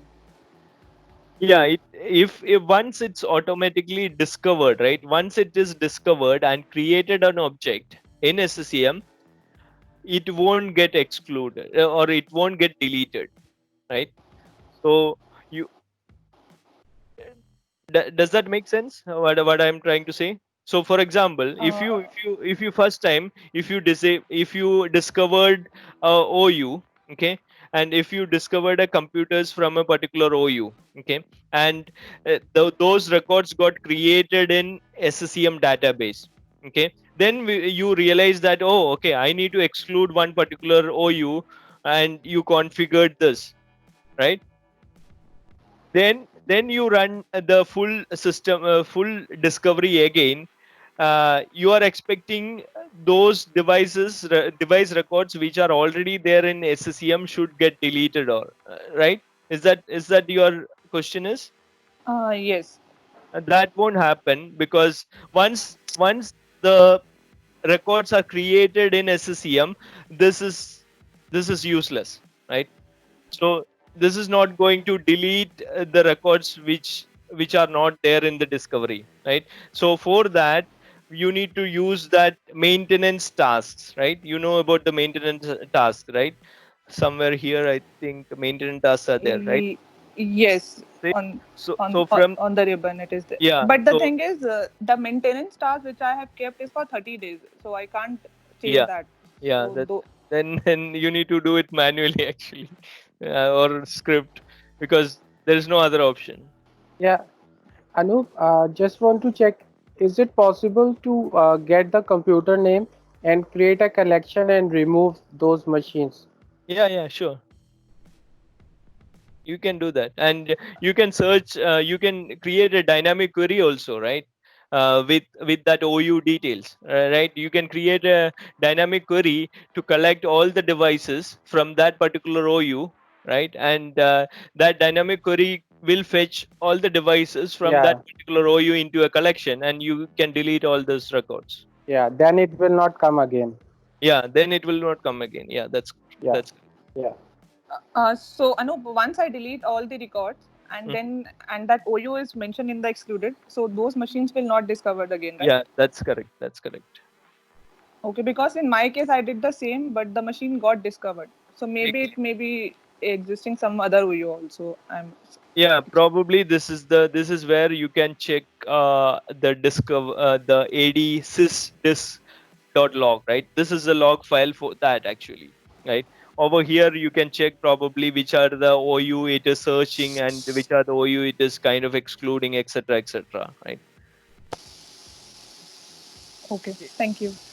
No worries. Let me search with the host name of the domain. What is the host name? It is HTMD domain. Okay, let's do a search. Up. Okay, so discovered object with ADS path. This is the path, right? This is a path where the computer object is located in Active Directory, right? So it is HTMD-SCCM. Okay, so no, this is not the one. This is the domain path actually. Let me search again. And oh, okay, this is good one. This is good one. Give me a sec. Discovered object, right? And object is basically this one, right? So this is the domain, htmd domain .htmd.com. This is the fqdn of our domain controller, right?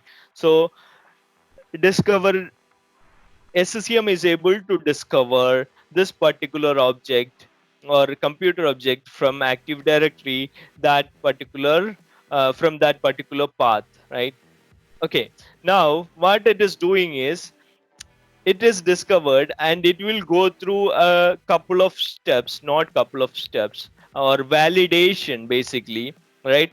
It will validate whether there is any DNS record for this particular object or not, right? So that is the first check it will normally does, right? It normally does. It will check whether there's a IP, yeah, obviously IP will get checked, and it will check whether there is any DNS record for this particular what you call particular computer account, right? There is, if there is no DNS record, this step won't happen, right? The DDR was written, right, for system HTMD domain.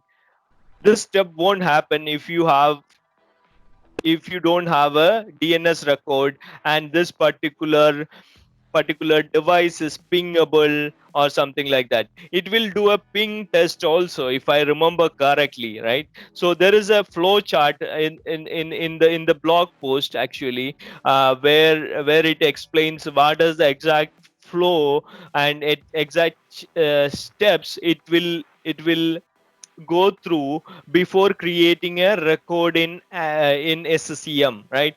So it is discovered, and it will SCCM will run lot of tests whether this is valid record to create in SCCM or not. Once all the conditions are satisfied, two of the conditions I mentioned, one is DNS and it is pingable, or it is active or not, right? So that will check, and then it will create a DDR. DDR is nothing but a device record creation process, right? A data discovery record, or I don't know, remember the exact abbreviation of this, but Uh, uh, Anup, it may be discovery data record. yeah, could be. I don't know. If you are That is so. 100% sure, yeah, then it is that what it is, right? Okay, thank you for that. Okay, so I don't remember exactly. So anyways, thank you for that. Okay, so what it will do is basically it will create a record in SCCM database, and creating a record itself is a big task. Basically it will go through a lot of inboxes, and then it will get into uh, SQL database, etc., etc., right? So, but in the log file, you can see only two lines, right? Between the two lines, there are a lot of things happened, right? Okay, so now like, okay, the discovery is happened and DDR was written. This is another keyword which is very useful, right? So you need to make this keyword into your notes, and whenever you have an issue, like something like, okay, you have enable the discovery for particular OU, and your records are not appearing in the OU, no, sorry, in SCCM, then you need to first check in this log whether that particular record is available in the log, in the log file, uh, and you need to check with this particular search keyword, right?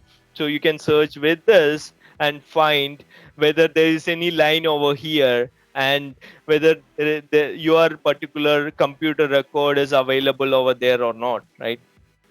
Okay, now let's go back and check what happened in the console, right? Now you can see, go to assets and complaints and see the devices. There was only one device previously, now it should be two, there should be two, right? So one is new device got appeared over here, that is HTMD domain. That is the same thing.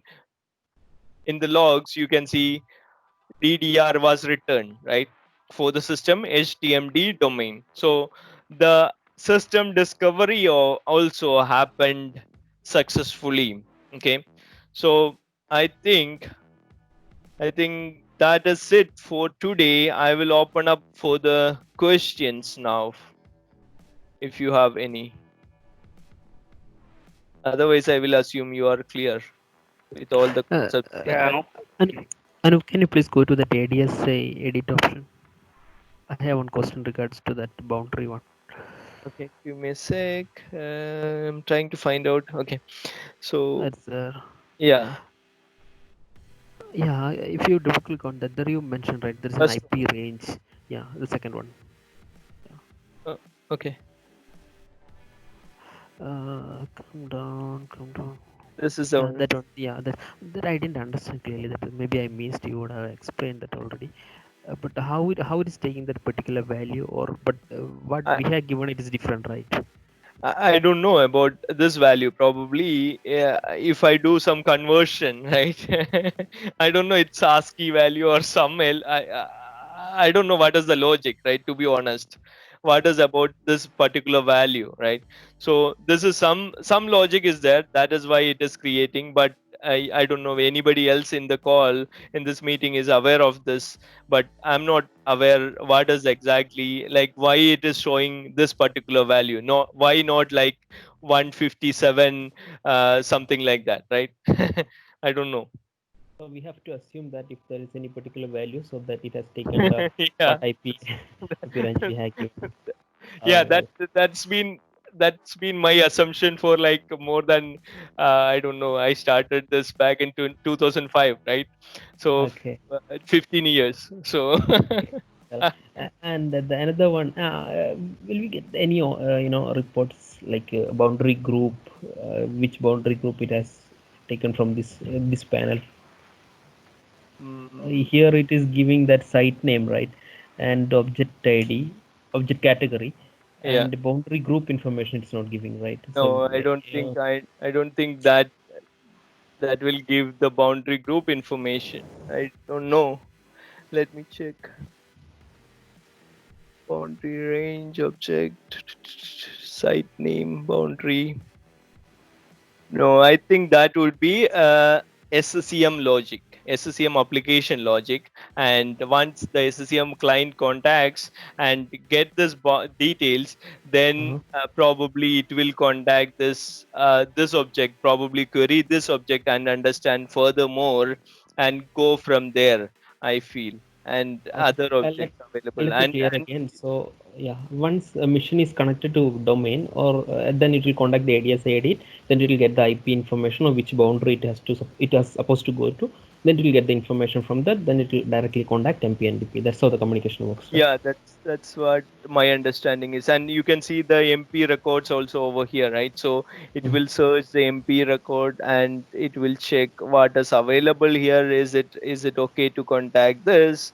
And that is the process normally. There is a flow chart available. I think I have blogged about it. Probably you can check that also if you have any. Sure, it will I have. don't Yeah. remember out of my head now what is the exact process, but that is the idea behind it actually. Okay. Thanks. Thanks a lot. Sorry. Uh, Anup, I have one question regarding internet client. Mm-hmm. So, like when we configure CMG and the client is on internet, and we have set up the PKI authentication. So how it authenticate and where we can check that why it's getting failed, why not authenticating. When you say not authenticating, what do you mean by that? Like, is Actually, where? Go yeah, ahead. I explain. Actually, what happens, like we configured CMG, and Mhm. after that, around 4,000 clients are showing inactive. And when we check client ID manager log, it shows that PKI certificate is enabled. However, it tries to authenticate from Azure AD and says authentication failed. PKI certificate is enabled and it tries to authenticate with Azure Azure Active AD, Directory and it and fails. it says authentication failed. There could be it's a complex topic, right? So there could be many reasons for that, right? First reason is those devices should, if in a particular scenario, there should be these devices should be Azure AD registered devices. So these device records should be there in Azure Active Directory somehow, I right? Yes, they are hybrid joint, so they Yeah. are Azure joint So, devices. so as I mentioned, that is very complex scenario. I don't think we would be able to get into any kind of conclusion from this meeting. So and also, right, you need to enable the discovery of what you call Azure Active Directory discovery, right? User discovery over there, right? From SCCM. I don't know you have enabled that also. Then it is kind of a deep level troubleshooting which we need to do. Then only we will come to know what is the exact issue, right? Over here you can see active. Where is it? Okay, so it's not configured over here, but yeah, normally it will come up over here Yes, as yes. Active Directory user discovery. You need to configure that also for the CMG and etc. to work in some scenario, not all the scenarios, right? So it is pretty complex to discuss over here. To be honest, probably what you can do is po- you can create a question in how to manage devices forum, right? HTMD-forum.com. So Mm-hmm. that might help. We can discuss over there, right? All right. Or if I just if you can just help me with uh, the log that we can check where client is Not get the trying to pro- get authentication from PKI the certificate. problem is I don't remember out of my head which is the log file, right?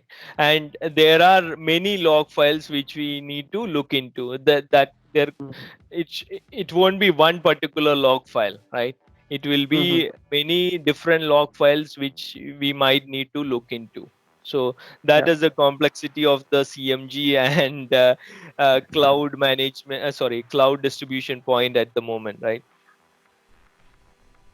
Yeah. Okay, that's fine. I'll like update my question there. Let's see. Thanks. Thanks, Anup. One thing I can add here, like the way how I used to check the certificate, I used to check it in CCM setup log file itself. There it will say like whether it is contacting the correct certificate or not.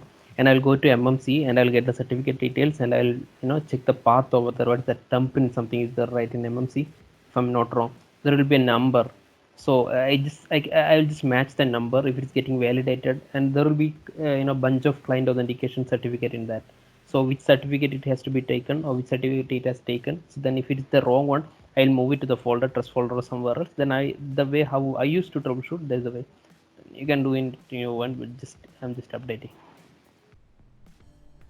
Okay, so which certificate it has taken that you check in client ID manager, right? Client no, the CCM setup folder itself, sorry, the CCM setup log itself, it will say that if I'm not wrong, which certificate it's taking, and it is getting evaluated or not. And other some log files are also there, but I forgot that exact name. I need to check in my system, but I'm on another system now, so I can't check it right away. But you can check the log file and you can get the certificate name or the certificate number. There will be a bunch of digit number would be there, right? That number Mm-hmm. you can evaluate in MMC panel. There you can see exact certificate which is taking the correct one or the wrong one. If it's the wrong one, you can move into the for the testing purpose, I'm telling you. You have to Mm-hmm. test it on any like Yeah, that is basically pretty useful, Sujit, for the internal PKI, right? But absolutely, yeah. but Yeah. in a scenario like if you are using Azure AD for authentication, that is a different ball game altogether. That would be different, absolutely. But because my case, I'm not using Azure AD certificate at all. Mine is all related to PKA. Yeah, thank you for that, Sujit. Okay, any further questions? Yeah, no, one question on boundary group. So, from the understanding, I have just wanted to clarify. So, boundary can be also used to group all the boundaries together. So, common policies, common application deployment can be done on that group. Oh, Um, I'm mistaken. Sorry, I'm mistaken between boundary group for DP. okay, so for example, if I can come back to this particular diagram, right? So I have taken different examples when we started the session today, right? But let's stick with one particular example, right? So let's say we have a dp slash mp here, right? And we want this particular office clients should only contact this particular mp. It should not go to another mpdp or another mpdp in other offices, right? So what you can do is, if let's assume we have only one subnet in this office, okay, and let's assume that boundary is kind of boundary 1, right? And we have some ip ranges over here, something like 2.2, right? 2.1 to 2.22, okay. And this boundary is created with this ip range. Now what we need to do is we need to Anup, create, you sharing other screen? I can see different screen. Maybe it's problem with my. I don't You're know. sharing. I You're sharing I presentation. no, I'm sharing the MS Paint which I shared You can see before. that. I can see that. Okay. Okay. Yeah. Yeah. You may continue. So you are not able to see the screen. Then it doesn't make any sense. Yeah. I see. Yeah. Now I can see. Yeah. Maybe the refresh rate. Now I can see. Okay. Thank you for the updating that. At least like I'll be explaining and okay. So this is the office which I'm talking about, and there is a DPMP over here for this particular office dedicated to this particular office, right? I don't want my clients to go into another MP or DP in different office.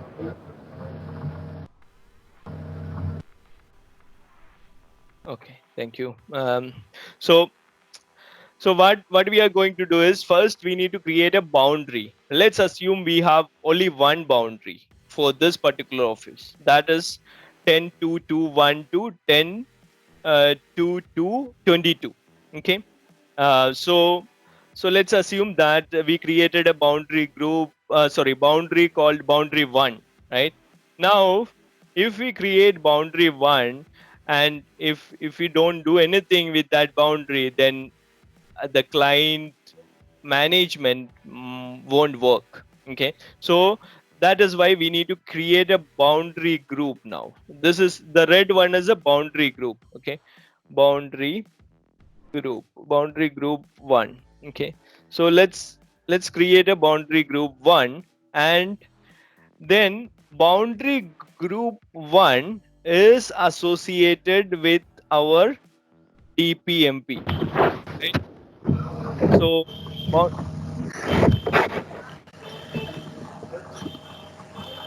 I put him, I don't know.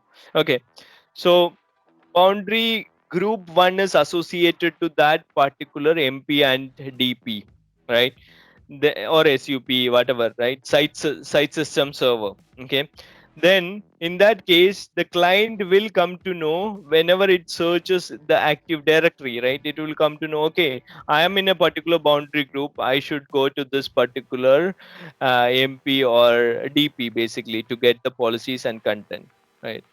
So that is the entire logic behind the boundary group. Is that clear now? Yeah. Thanks, Anup.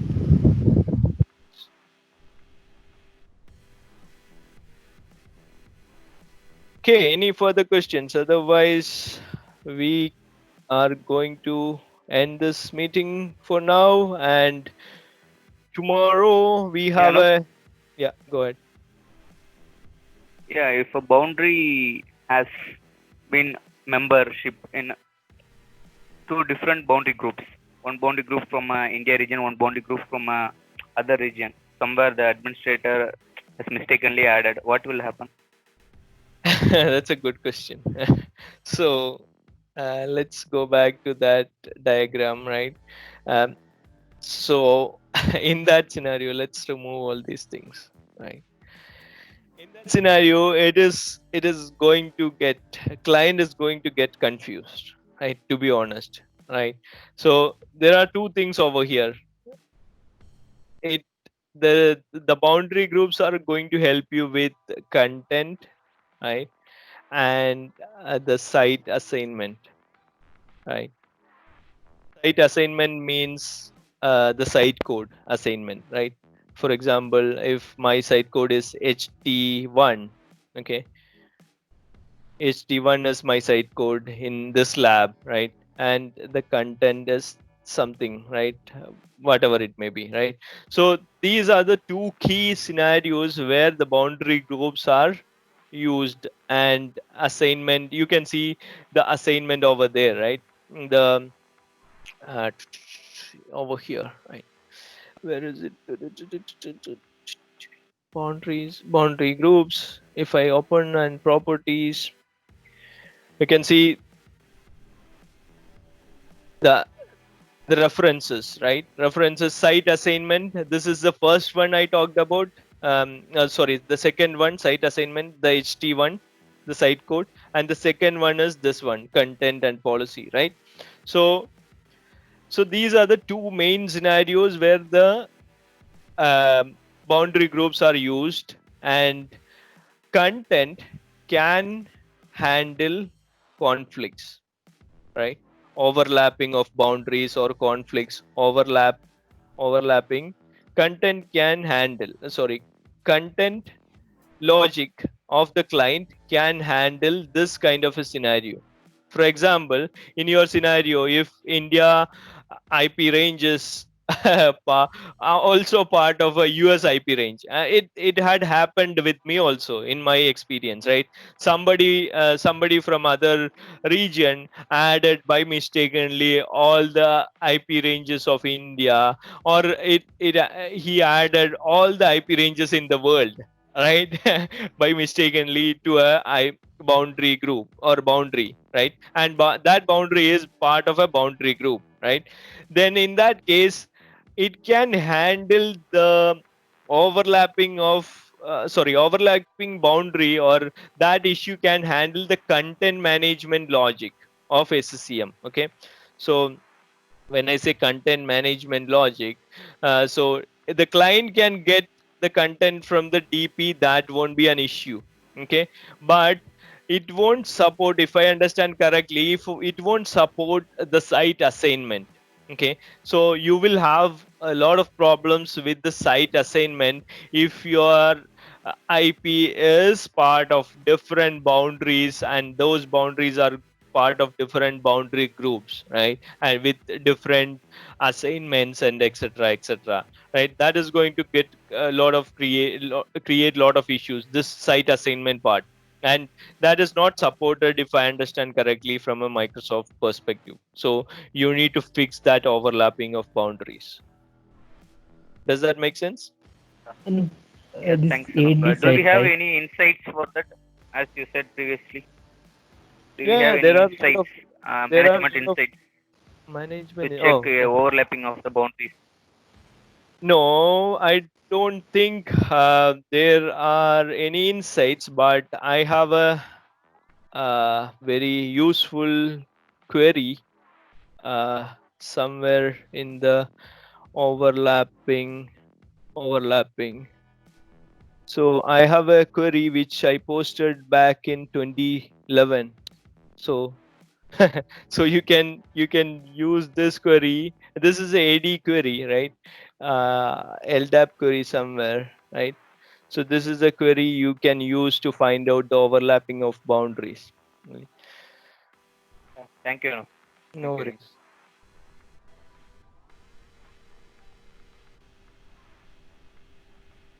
Okay, any other questions? I think somebody was trying to ask something. No, actually, I was asking the site assignment when you say that it's a AD site, right? Not our SCCM site.